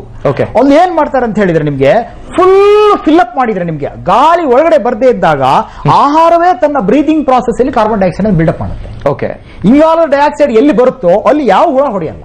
ಓಕೆ, ಈಗ ಇವತ್ತು ಗ್ರೈನ್ ಪ್ರೋ ಅಂತ ಬ್ಯಾಗ್ ಗಳು ಬಂದಿದ್ದಾವೆ, ಮನೆಯಲ್ಲೂ ಕೂಡ ಇಟ್ಕೋಬಹುದು. ಅದನ್ನ ವಿಷ ಹಾಕದೇ ಬೇಕಾಗಿಲ್ಲ ನೀವು. ಇಲ್ಲ ಅಂದ್ರೆ ನೀವು ಧಾನ್ಯಗಳನ್ನ ಅಲ್ಯೂಮಿನಿಯಂ ಫಾಸ್ಫೈಡ್, ಮಿಥೈಲ್ ಬ್ರೋಮೈಡ್ ಅಂತ ಗ್ಯಾಸ್ ಚೇಂಬರ್ ಇಡ್ತಾರೆ. ಎಲ್ಲ ನಾವು ತಿನ್ನುವ ಪದಾರ್ಥಗಳು ಗ್ಯಾಸ್ ಚೇಂಬರ್, ಹಿಟ್ಲರ್ನ ಗ್ಯಾಸ್ ಚೇಂಬರ್ ಇಂದಾನೆ ಬರುವಂತವು. ಹಾಗೆ ಇಡಬೇಕಾಗಿಲ್ಲ. ಇದು ಆಮೇಲೆ ನಿಮ್ಗೆ ಸಿಟ್ರುಲಿನ ಆಯಿಲ್ ಇದೆ, ಅದು ಹಾಕೋದು. ಆಮೇಲೆ ಬೇವಿನ ಎಣ್ಣೆ ಹಾಕುವಂಥದ್ದು. ಆಮೇಲೆ ಮೆಣಸಿನ ಬೀಜ ಹಾಕ್ತಾರೆ, ಮೆಣಸಿನಕಾಯಿ ಹಾಕ್ತಾರೆ ಕೆಲವರು ನಮ್ಮ ಉತ್ತರ ಕರ್ನಾಟಕದಲ್ಲಿ. ಆಮೇಲೆ ಇನ್ನು ಕೆಲವರು ನೋಡಿ ಕೋಲಾರದ ಕಡೆ ಅಕ್ಕಿ ಮೇಲೆ ರಾಗಿ ಹೊಯ್ತಾ ಇದ್ರು. ಯಾಕಂದ್ರೆ ರಾಗಿನ ಹುಳ ಕಡಿಯಕ್ಕಾಗಲ್ಲ, ಸ್ಲಿಪರಿ, ಅದು ರೌಂಡ್ ಆಗಿರ್ತದೆ. ನೋಡಿ, ಪ್ರೊಟೆಕ್ಷನ್ ಮೆಥಡ್ ನಮ್ಮಲ್ಲಿ ತುಂಬಾ ಇತ್ತು. ನಮ್ಮಲ್ಲಿ ಸಂಪ್ರದಾಯವಾಗಿ ಒಂದು ಜ್ಞಾನ ಪರಂಪರೆ ಇದೆ, ಪುಸ್ತಕದಿಂದನೇ ಬರುವಂತದ್ದಲ್ಲ. ನಾವು ಅದನ್ನ ಕಡೆಗಣಿಸ್ತಾ ಬಂದು, ಇದೇನು ಗೊತ್ತು, ಇವ್ರಿಗೇನು ಗೊತ್ತು, ಈಗ ನೋಡಿ ನಮ್ಮ ಮಲ್ನಾಡ್ ಕಡೆ ಮಗು ಹುಟ್ಟೋಕೆ ಕತ್ಲೆ ಕೋಣ ಇತ್ತು. ಈಗೇನ್ ಹೇಳ್ತಾರೆ, ನಮ್ಮ ಕಣ್ಣು ಈಗ ಎಲ್ರಿಗೂ ಶಾರ್ಟ್ ಸೈಟೆಡ್ನೆಸ್, ಗ್ಲಾಸ್ ಹಾಕ್ತಾ ಇರೋ ಮಕ್ಕಳಿಲ್ಲ. ಕಾರಣ ಏನಂದ್ರೆ ಸೂರ್ಯನಿಗೆ ಬೆಳಕು ಎಕ್ಸ್ಪೋಜರ್ ಆಗಲ್ಲ, ಸೂರ್ಯ ತನ್ನ ಕಣ್ಣನ್ನು ಅಡ್ಜಸ್ಟ್ ಮಾಡೋದು. ಓಕೆ, ಹೀಗಾಗಿ ಪ್ರಾಕೃತಿಕವಾಗಿ ಕೆಲವು ನಿಯಮಗಳಿದ್ದಾವೆ, ಅದರ ಪರವಾಗಿ ನಾವು ನಿಲ್ಲಬೇಕು, ಸರ್ಕಾರ ನಿಲ್ಲಬೇಕು, ಜನರಿಂದ. ಯಾಕೆ ನಿಲ್ಲಬೇಕು? ನನಗೆ ಹಣ್ಣಿನ ರುಚಿ ಬೇಕು, ನನಗೆ ಹಣ್ಣು ತಿಂದ್ರೆ ಕಾಯಿಲೆ ಬರಬಾರ್ದು, ಹಣ್ಣು ತಿಂದ್ರೆ ಯಾಕೆ ಕಾಯಿಲೆ ಬರಬೇಕು? ಸರ್, ಜೊತೆಗೆ ಈಗ ಆರ್ಥಿಕತೆಗೆ ಅಂದ್ರೆ ನಾವು ಕಮರ್ಷಿಯಲ್ ಆಂಗಲ್ ಇಟ್ಕೊಂಡು ನೋಡ್ಬೇಕಾಗುತ್ತೆ. ನೀವು ಹೇಳಿದಾಗೆ ಗ್ರೀನ್ ಕಮರ್ಷಿಯಲ್ ರೀ, ಬ್ಯಾಂಕ್ ಅಲ್ಲಿ ದುಡ್ಡು ಇಟ್ಕೊಂಡು ಕಾಯಿಲೆ ಬಂದ್ರೆ ನೋ ಸರ್, ನೈಸರ್ಗಿಕವಾಗಿ ಹಣ್ಣನ್ನ ಕಳಿಸೋದಕ್ಕೆ ಅಥವಾ ಏನಾರ ಟೆಕ್ನಿಕ್ಗಳು ನೀವು ಹೇಳಿದಾಗೆ ಆ ಕಾರ್ಬನ್ ಡೈಆಕ್ಸೈಡ್ ನ ಒಂಚೂರು ಆಕ್ಸಿಜನ್ ಇಲ್ದಿರೋ ತರ ಹಣ್ಣುಗಳನ್ನ ಶೇಖರಿಸಿಡ್ತಾರೆ, ಬ್ಯಾಗ್ಗಳು. ಸೊ ಆ ಬ್ಯಾಗ್ಗಳ ಕಾಸ್ಟ್ ಎಲ್ಲ ಎಷ್ಟಾಗಬಹುದು? ಜೊತೆಗೆ ನೋಡಿ ಅಂತ ನೋಡಿ ಕೇಳ್ತಾರೆ ಇಕೋ ಟೆಕ್ನಾಲಜಿ ಅಂತ. ಓಕೆ, ನೋಡಿ ಪ್ರಕೃತಿಗೆ ಪ್ರಕಾರವಾಗಿ ಅದಕ್ಕೆ ಸರಿಯಾಗಿರ್ತಕ್ಕಂಥ ತಂತ್ರಜ್ಞಾನವನ್ನು ಹೆಚ್ಚು ಹೆಚ್ಚು ಅದಕ್ಕೆ ಇದು ಮಾಡಬೇಕು. ಈಗ ಯಾಕೆ ಎನರ್ಜಿಯಲ್ಲಿ ಸೋಲಾರ್ ಸಬ್ಸಿಡಿ ಜಾಸ್ತಿ ಕೊಡ್ತೀವಿ? ಯಾಕಂದ್ರೆ ರಿನ್ಯೂವಬಲ್ ಎನರ್ಜಿ. ನೀವು ಅಲ್ಲಿ ಸಮುದ್ರದ ಆಳದಿಂದ ಕಿತ್ಕೊಂಡು ಪೆಟ್ರೋಲಿಯಂ ತಂದು ಸುಟ್ಟು ಆ ಕಾರ್ಬನ್ ಡೈಆಕ್ಸೈಡ್ ಮೇಲಕ್ಕೆ ಹೋದ್ರೆ ಅಲ್ಲೂ ಹೀಟ್ ಆಯ್ತು, ಸಮುದ್ರಕ್ಕೆ ಅಸಿಡಿಟಿ ಬಂತು. ರಿನ್ಯೂವಬಲ್ ಟೆಕ್ನಾಲಜಿ, ರಿನ್ಯೂವಬಲ್ ಟೆಕ್ನಾಲಜಿಗೆ ಹೆಚ್ಚು ಹೆಚ್ಚು ಒತ್ತು ಕೊಡ್ತಕ್ಕಂಥದ್ದು, ನ್ಯಾಚುರಲ್ ಟೆಕ್ನಾಲಜಿ ಬಗ್ಗೆ ಹೆಚ್ಚು ಹೆಚ್ಚು ಒತ್ತು ಕೊಡ. ಆಮೇಲೆ ಸೈನ್ಸ್ ಬಿಟ್ಟು ಕಾಮನ್ ಸೆನ್ಸಿಗೆ ಹೋಗ್ತಕ್ಕಂಥದ್ದು. ಸಾಮಾನ್ಯ ಜನ ಗೊತ್ತಾಗುತ್ತೆ, ಇದು ಇಲ್ಲಪ್ಪ, ಇದು ತಪ್ಪು ಮಾಡ್ತಿದೀವಿ, ಇದು ಬೇಡ. ಇದು ಯಾರು ಹೇಳ್ರಿ ಕಾರ್ಬೈಡ್ ಹಾಕಿ ಹಣ್ಣು ಮಾಡಬೇಕು ಅಂತ ಅವಿದ್ಯಾವಂತರು ಕೇಳ್ರಿ, ಯಾರು ನಿಮ್ ತಲೆ ಕೆಟ್ಟಿದೆ ಅಂತ ಹೇಳ್ತಾರೋ ಇಲ್ಲೋ. ಓಕೆ ಸರ್, ಜೊತೆಗೆ ಈಗ ಹೇಳಿ ಸರ್, ಏನ ಹೇಳ್ತೀರಿ? ಇಲ್ಲ, ಎಲ್ಲೋ ಬಹಳ ಸಂತೋಷ ಆಗ್ತದೆ. ಇಷ್ಟು ವಿಚಾರಗಳು ಬಹಳ ಜನ ಗೊತ್ತಿರಲ್ರಿ. ಎಲ್ಲೋ ಒಂದ್ ಕಡೆ ಬಹಳ ಜನ ಆಹಾರ ತಜ್ಞರು ಇಲ್ರಿ ಸ್ವಾಮಿ. ನಿಮ್ ತರ ಯಾರಾದ್ರೂ ಗೈಡ್ ಮಾಡೋರು ಬೇಕು. ಬಟ್ ನಾವು ಸರ್ವೇ ಸಾಮಾನ್ಯವಾಗಿ ಮಾತಾಡ್ಬೇಕಾದ್ರೆ ಆರೋಗ್ಯದ ಬಗ್ಗೆ ಮಾತಾಡುವಾಗ ನನಗೆ ಯಾವಾಗ್ಲೂ ನೆನಪು ಬರೋದು ಒಂದು ಮಾತು: ಊಟ ಬಲ್ಲವನಿಗೆ ರೋಗವಿಲ್ಲ, ಮಾತು ಬಲ್ಲವನಿಗೆ ಹಣ್ಣು ಕರೆಕ್ಟ್ ಆಗಿ ತಿನ್ನೋನಿಗೆ ರೋಗ ಬರಲ್ಲ. ಸೊ ಎಲ್ಲೋ ಒಂದ್ ಕಡೆ ನಿಮ್ಮ ಈ ತಿಳುವಳಿಕೆ, ನ್ಯಾಚುರಲ್ ಫ್ರೂಟು, ಅದನ್ನ ಏನು ಈ ಕೆಮಿಕಲ್ ಹಾಕ್ತಿರೋದಂದ್ರೆ ಬಹಳ ಅನುಕೂಲಗಳಿದಾವೆ. ಬಟ್ ಹಣ್ಣು ತಿಂದ ಆರೋಗ್ಯ ಯಾಕೆ ಕೆಡಿಸ್ಕೋಬೇಕು ಅಂತ ಅಷ್ಟೇ. ಓಕೆ, ಅಂದ್ರೆ ಸರ್ ಪಾಪ ಅವ್ರು ಬೆಳಿಬೇಕಾದ್ರೆ ಕರೆಕ್ಟ್ ಆಗಿ ಬೆಳಿತಾರೆ, ತಲುಪಬೇಕಾರೆ. ಸರ್, ಜೊತೆಗೆ ನಾವು ಅವಾಗ್ಲೇ ಮಾತಾಡ್ಬೇಕಾದ್ರೆ ಪರಿಸರನ ಟೆಕ್ನಾಲಜಿ ಓವರ್ಟೇಕ್ ಮಾಡ್ತಾ ಇದೆ. ನಮ್ಗೆ ಆಲ್ಮೋಸ್ಟ್ ಎಲ್ಲದರಲ್ಲೂ ಹೈಬ್ರಿಡ್ ಸಿಗ್ತಾ ಇದೆ. ಹೆಂಗಾಗ್ಬಿಟ್ಟಿದೆ ಅಂದ್ರೆ ಅವ್ರಿಗೆ ನೀವು ಹೇಳಿದಾಗ ಆಫ್ ದ ಸೀಸನ್ ಫ್ರೂಟ್ಸ್ ಬರೋದಕ್ಕೆ ಕಾರಣ ಏನು? Again technology. ಇದ್ರ ಬಗ್ಗೆ ಏನಾರ ರೂಲ್ಸ್ ಬರ್ಬೇಕಾ, ಅಥವಾ ಸರ್ಕಾರ ತಲೆ ಕೆಡಿಸ್ಕೊಳ್ಬೇಕಾ, ರೈತರಿಗೆ ಅರಿವು ಮೂಡಿಸ್ಬೇಕಾ? ಯಾಕೆಂದ್ರೆ ಸರ್ ಈಗ ಅವ್ರಿಗೂ ಹೊಟ್ಟೆಪಾಡಾಗ್ಬಿಟ್ಟಿದೆ, ಹಿಂದೆ ಇದ್ದಾಗೆ ಇಲ್ಲ. ಈಗ ನಿಮ್ಗೆ ಗೊತ್ತಿಲ್ಲ ನೋಡಿ, ಈಗ ರಾಜಸ್ಥಾನದಲ್ಲಿ ದಿಯೋನಿ ಹಸುವಿನ ಹಾಲು ಮಾರ್ತಾರೆ, 65 ರೂಪಾಯಿ ಮಾರ್ತಾರೆ. ಯಾಕೆ ಮಾರ್ತಾರೆ ಅಂದ್ರೆ ದಿಯೋನಿ ತಳಿ ಸಾಯ್ತಾ ಇದೆ. ಇಂಥ ತಳಿಯ ಹಾಲು, ಇದು ಶ್ರೇಷ್ಠವಾದ ತಳಿ, ನಮ್ಮ ದೇಶದ ತಳಿ, ಈ ತಳಿಯ ಹಾಲಿಗೆ ಎಷ್ಟು ಅಂತ ಮಾರ್ತಿದ್ದಾರೆ. ಓಕೆ, ಸಂತೋಷ. ಆ ಬ್ರೀಡ್ ಸತ್ತು ಹೋಗಿ ಜರ್ಸಿ ಹಸುವಿನ ಎಲ್ಲಾ ಕಡೆ ಹಾಲು ಕೊಡೋ ಲೀಟರ್ ಗಟ್ಲೆ ಮಿಲಿಯನ್ ಲೀಟರ್ ಬಂತು ಅಂತ ನಾವು ಹೇಳೋದ್ರ ಬದಲು, ಇಲ್ರಿ ಇಂಥ ಒಂದು ಅಮೃತ ಮಹಲ್ ಒಂದು ತಳಿ ಇದೆ, ಮಲ್ನಾಡ್ ಗಿಡ್ಡ ಅಂತ ಒಂದು ತಳಿ ಇದೆ. ಆ ತಳಿ ಉಳಿಸ್ಕೊಳ್ಳೋ ರೈತನಿಗೆ ಸಪೋರ್ಟ್ ಮಾಡ್ತಕ್ಕಂಥದ್ದು. ಯಾಕಂದ್ರೆ ಹೊಸ ಬ್ರೀಡ್ ಹಾಕಿದ್ರೆ ಪೇಟೆಂಟ್ ಕೊಡ್ತೀರಾ, ಹಳೇದು ಉಳಿಸ್ಕೊಂಡ ಒಂದು ಕಥೆ ಏನು? ಎಸ್, ಹೀಗೆಲ್ಲ ನಾವು ನೋಡಿ, ಇದು common sense. To be frank with you, ಬಹಳ ಕಾಮನ್ ಸೆನ್ಸ್ ಯೂಸ್ ಮಾಡಿದ್ರೆ ಸತ್ಯ ಕಾಣುತ್ತೆ ನಿಮಗೆ. ಓಕೆ, ಇಂಟೆಲೆಕ್ಚುಯಲ್ ಆಗಿ ಅನಾಲಿಸಿಸ್ ಮಾಡಿದ್ರೆ ಸತ್ಯ ನಾವು ಮುಸ್ಕಾಗುತ್ತೆ. ಓಕೆ, ಸೊ ನಾವು ತಂತ್ರಜ್ಞಾನಗಳನ್ನ ಇನ್ನೂ ಹೆಚ್ಚು ಈಗ ನೋಡಿ, ತಂತ್ರಜ್ಞಾನ ಅಂತ ಹೇಳಿದ್ರೆ ನಿಮಗೆ ಈಗ ಆಕಾಶದಲ್ಲಿ ನೈಟ್ರೋಜನ್ ಇದೆ. ನೀವು ಬೇಳೆಕಾಳು, ಏಕದಳ ಧಾನ್ಯ, ದ್ವಿದಳ ಧಾನ್ಯ ಒಟ್ಟಿಗೆ ಬೆಳೆದ್ರೆ, ಅಥವಾ ಏಕದಳ ಧಾನ್ಯ ಬೆಳೆದ ಮೇಲೆ ದ್ವಿದಳ ಧಾನ್ಯ ಬೆಳೆದ್ರೆ, ಆಕಾಶದಲ್ಲಿರುವ ಬಿಲಿಯನ್ ಟನ್ ನೈಟ್ರೋಜನ್ ಬ್ಯಾಕ್ಟೀರಿಯಾಗಳು, ಫಂಗಸ್ಗಳು ಭೂಮಿಗೆ ಎಳೆದು ಹಾಕೊಡ್ತವೆ. ಓಕೆ, ನೀವು ಅದನ್ನು ಉಪಯೋಗಿಸ್ಕೋಬೇಕಾ, ಅಥವಾ ಟನ್ನುಗಟ್ಟಲೆ ಯೂರಿಯಾ ಹಾಕ್ಬೇಕು? ಎಸ್ ಸರ್, ನೀವು ಈ ಹಿಂದೆ ಬಂದಾಗ್ಲೂ ನಾವು ಕೃಷಿ ಕಲ್ಯಾಣ ಸೆಸ್ ಬಗ್ಗೆ ಮಾತಾಡ್ಬೇಕಾದ್ರೆ ನೀವು ಹೇಳಿದ್ರಿ ಭೂಮಿಯನ್ನ ಪರ್ಮನೆಂಟ್ ಆಗಿ ಅದರ ಒಂದು ಫಲವತ್ತತೆನ ಹಾಳು ಮಾಡ್ತಿದ್ದಾರೆ ಅಂತ. ಸೊ ಆ ನಿಟ್ಟಿನಲ್ಲಿ ನಿಮ್ಮ ಕಿವಿ ಮಾತೇನೆ. ಈಗಾಗಲೇ ಹೇಳಿದಾಗೆ ದ್ವಿದಳ ಧಾನ್ಯಗಳು, ಏಕದಳ ಧಾನ್ಯಗಳನ್ನ ಒಟ್ಟಿಗೆ ಬೆಳೆಯೋದಾಗಿರಬಹುದು, ಅದಾದ್ಮೇಲೆ ಒಂದು ಬೆಳೆಯೋದು ಬೇರೆ ಟೆಕ್ನಿಕ್ ಹೇಳ್ತಾರೆ ನೋಡಿ. ಎಸ್, ಹೊಲದಲ್ಲಿ ವೈವಿಧ್ಯತೆ ಇದ್ರೆ ತಟ್ಟೆಯಲ್ಲಿ ವೈವಿಧ್ಯತೆ, ಅಡುಗೆಯಲ್ಲಿ ವೈವಿಧ್ಯತೆ ಉಳಿತದೆ. ಓಕೆ, ನಿಮಗೆ ಹೊಲದಲ್ಲಿ ವೈವಿಧ್ಯತೆ ಇಲ್ಲದೆ ಇದ್ರೆ ಅಡುಗೆಯ ವೈವಿಧ್ಯತೆ ಸತ್ತು ಹೋಗುತ್ತೆ. ಓಕೆ, ಇವತ್ತು ಕೆಲವರಿಗೆ ಹಾರ್ಕ ಕೊಟ್ರೆ ಡಾಕ್ಟರ್ ಗೊತ್ತಿರುತ್ತೆ, ಅವರು ಸ್ವಲ್ಪ ವೆಲ್ ರೂಟೆಡ್. ಹಾರ್ಕ ಅಂದ್ರೆ ಏನು ಅಂತ ಹೇಳಿದ್ರೆ ಡಯಟಿಷಿಯನ್ಸ್ ಹತ್ರ ಕೇಳ್ತಾರೆ, ಅದು ಏನ್ ಸರ್ ಅದು ಅಂತ. ನಮ್ಮ ಬೆಂಗಳೂರಿನ ರೂರಲ್ ಬೆಂಗಳೂರು ಇದೆಯಲ್ಲ, ಗ್ರಾಮಾಂತರ ಬೆಂಗಳೂರಿನಲ್ಲಿ 2ನೇ ದೊಡ್ಡ ಬೆಳೆ ಆಗಿತ್ರಿ 50 ವರ್ಷ ಮೊದಲು, ಮೈಸೂರು ಗೆಜೆಟ್ ಅಲ್ಲಿ ಇದೆ. ಸೊ ಹಾಗಾಗಿ 50 ವರ್ಷದಲ್ಲಿ ಒಂದು ಬೆಳೆಯನ್ನ ಕೊಂದಿವಲ್ಲ ನಾವು, ತಪ್ಪಲ್ವಾ? ಆ ವೈವಿಧ್ಯತೆಯನ್ನ, ಹೊಲದಲ್ಲಿ ವೈವಿಧ್ಯತೆ, ಆಹಾರ ಅಡುಗೆಯಲ್ಲಿ ವೈವಿಧ್ಯತೆ, ತಟ್ಟೆಯಲ್ಲಿ ವೈವಿಧ್ಯತೆ ಇದ್ರೆ ಮನುಷ್ಯನ ಆರೋಗ್ಯ ಭಂಗ ಬರೋದಿಲ್ಲ. ಇದು 100% ವೆರೈಟಿ. Of food. ಎಲ್ಲೋ ಒಂದ್ ಕಡೆ ನನಗೆ ಲಾಸ್ಟ್ ಕ್ವಶನ್ ನಿಮ್ಗೆ, ವೆರೈಟೀಸ್ ಆಫ್ ಮ್ಯಾಂಗೋಸ್ ನಾವು ಮಾತಾಡ್ಲಿಲ್ಲ ಸರ್, ತೋತಾಪುರಿಗೂ ಹಿಂಗ್ ಮಾಡ್ಬೋದಾ ಅಂತ ನಾನು. ನಾವು ಬಹಳ ತೋತಾಪುರಿ ಆಹಾರ ತಜ್ಞರು ನಮ್ಗೆ ಅದ್ರ ಬಗ್ಗೆ ಕ್ಲಾರಿಫೈ ಮಾಡಬೇಕು. ತೋತಾಪುರಿ ಎಷ್ಟಿದೆ ಅಂದ್ರೆ ಒಂದು 6,000 ವೆರೈಟಿ ಇದೆ. ಹೌದಾ? ಮ್ಯಾಂಗೋಸ್ ವೆರೈಟಿ ಅಂದ್ರೆ ಮತ್ತೆ ಇನ್ನೊಂದು ಹೇಳ್ತೇನೆ ನೋಡಿ, ಹೇಳ್ತಾರೆ ಹಲಸಿನಲ್ಲಿ ಎಷ್ಟು ವೆರೈಟಿ ಅಂದ್ರೆ ನಿಮ್ಮ ಊರು ಯಾವುದು, ಜಾಗ ಯಾವುದು, ಮಳೆ ಎಷ್ಟು ಬೀಳ್ತದೆ, ಅದು ವೆರೈಟಿ. ಓಕೆ, ಒಂದೇ ಹಲಸಿನ ಬೀಜ ನೀವು ಇನ್ನೊಂದು ಕಡೆ ಹಾಕಿದ್ರೆ ಅದು ವೆರೈಟಿ ಬದಲಾಗುತ್ತೆ. ಓಕೆ, ಇದು ಮ್ಯಾಂಗೋ ಒಳಗೆ ತೋತಾಪುರಿ ಹಣ್ಣಿಗೆ ಇದ್ ಮಾಡ್ತಾರ ಕಾರ್ಬೈಡ್ ಓಕೆ, ಎಲ್ಲಾ ಕಡೆ ತೋತಾನೆ ನಾವು ಹಾಕ್ತಾರೆ ಅದು. ಆದ್ರೆ ಒಂದು ಹೇಳ್ತೇನೆ, ಈಗ ಎಷ್ಟೋ ಕಡೆ ಕಮ್ಮಿ ಆಗಿದೆ.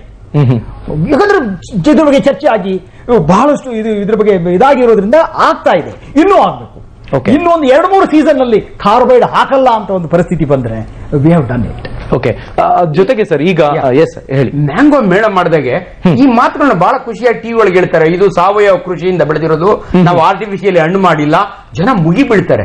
ಎಲ್ಲೋ ಒಂದ್ ಕಡೆ ಜನರ ಅವೇರ್ನೆಸ್ ಕ್ರಿಯೇಟ್ ಆಗಿದ್ಯಾ ಅಂತ ನಮ್ಗೊಂದು ಸಂತೋಷ. ಎಕ್ಸಾಕ್ಟ್ಲಿ ಸರ್ ಹೇಳಿದಾಗೆ ಈಗ ಕಾರ್ಬೈಡ್ ಹಾಕಿದ್ದಾರೆ ಅಂದಾಗ 1 ಲಕ್ಷದಿಂದ 10 ಲಕ್ಷದವರೆಗೂ ದಂಡ, 10 ವರ್ಷ ಜೈಲ್ ಅಂದಾಗ ಖಂಡಿತ ಅವ್ರಿಗೊಂದು ಭಯ ಇರುತ್ತೆ.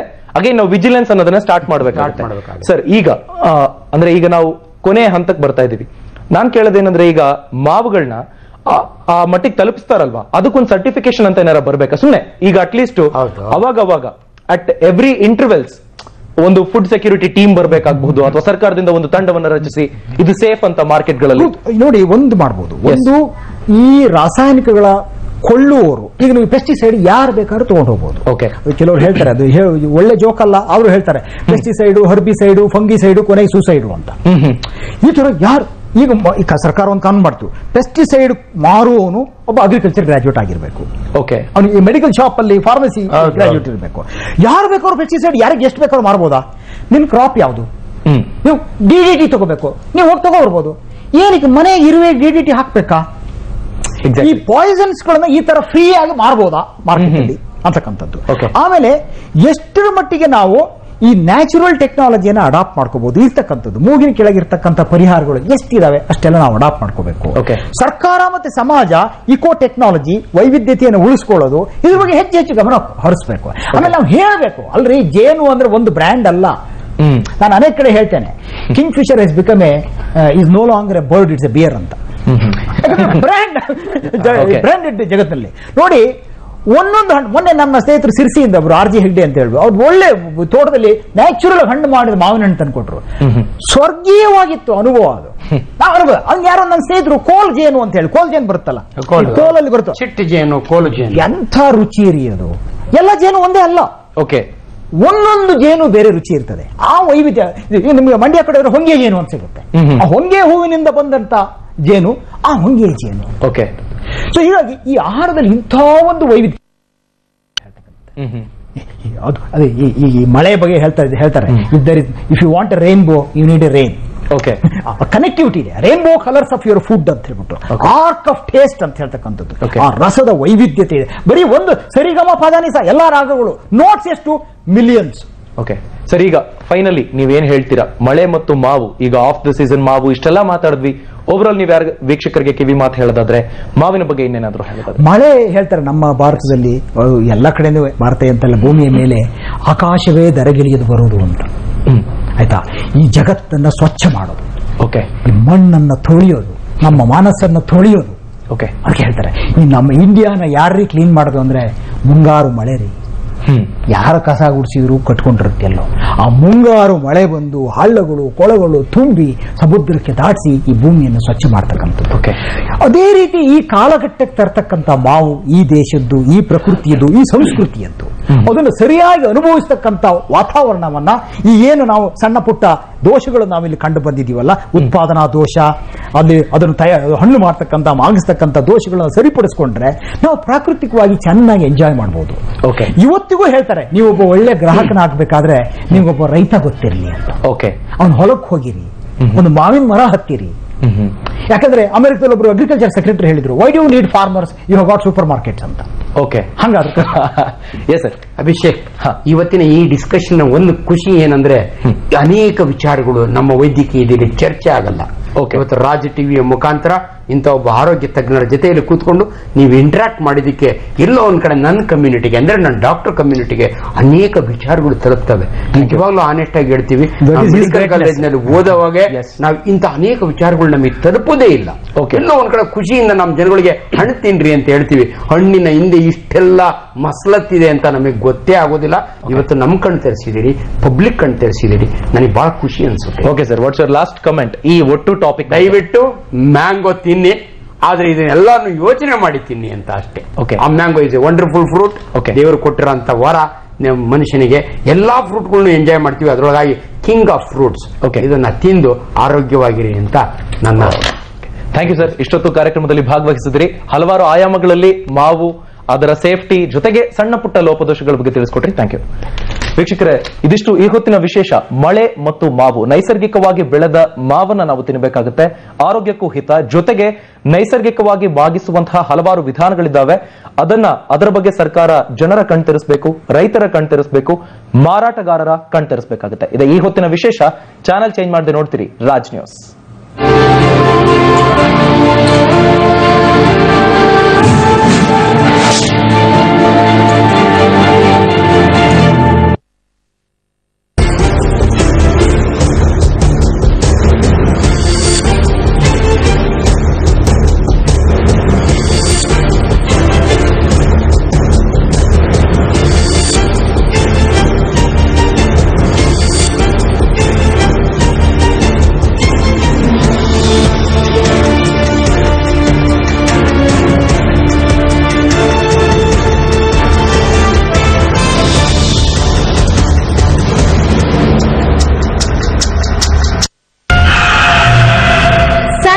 ಹಾರರ್ ಲಿಸ್ಟ್ಗೆ ಈಗ ನಾನಿ.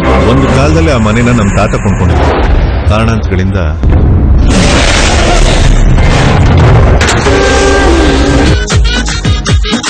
ಮಳೆ ಬರಿಸಿದವರ ಜೊತೆ ಅಜಯ್ ಕೃಷ್ಣ ಲೀಲೆ. ಬ್ಯಾಟು ಮೇಲೆ ಚಡ್ಡಿ ಹಾಕಿ ನಿಲ್ಲೋನು ಸೂಪರ್ ಮ್ಯಾನ್, ಪ್ರಾಬ್ಲಮ್ ಫೇಸ್ ಮಾಡಿ ನಿಲ್ಲೋನೆ ಸ್ಪೆಷಲ್ ಮ್ಯಾನ್.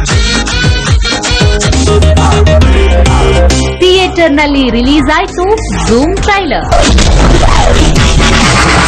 ನಾನು ಅವ್ರನ್ನ ಪ್ರೀತಿಸ್ತಾ ಇದ್ದೀನಿ ಅನ್ಸುತ್ತೆ, ಆದ್ರೆ ಅವ್ರ ಮನ್ಸಲ್ಲಿ ನಾನು ಇದೀನೋ ಇಲ್ವೋ ಅಂತ ನನ್ಗೆ ಗೊತ್ತಿಲ್ಲ. ಅವ್ರನ್ನ ಒಪ್ಕೊಂಡ್ರೆ ಮಾತ್ರ I am the most luckiest girl.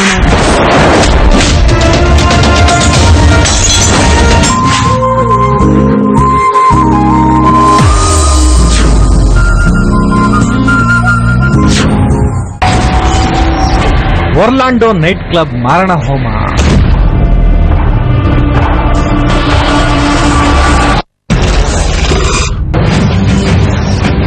ಅವನು 50 ಜನರನ್ನ ಬಲಿ ತೆಗೆದುಕೊಂಡ.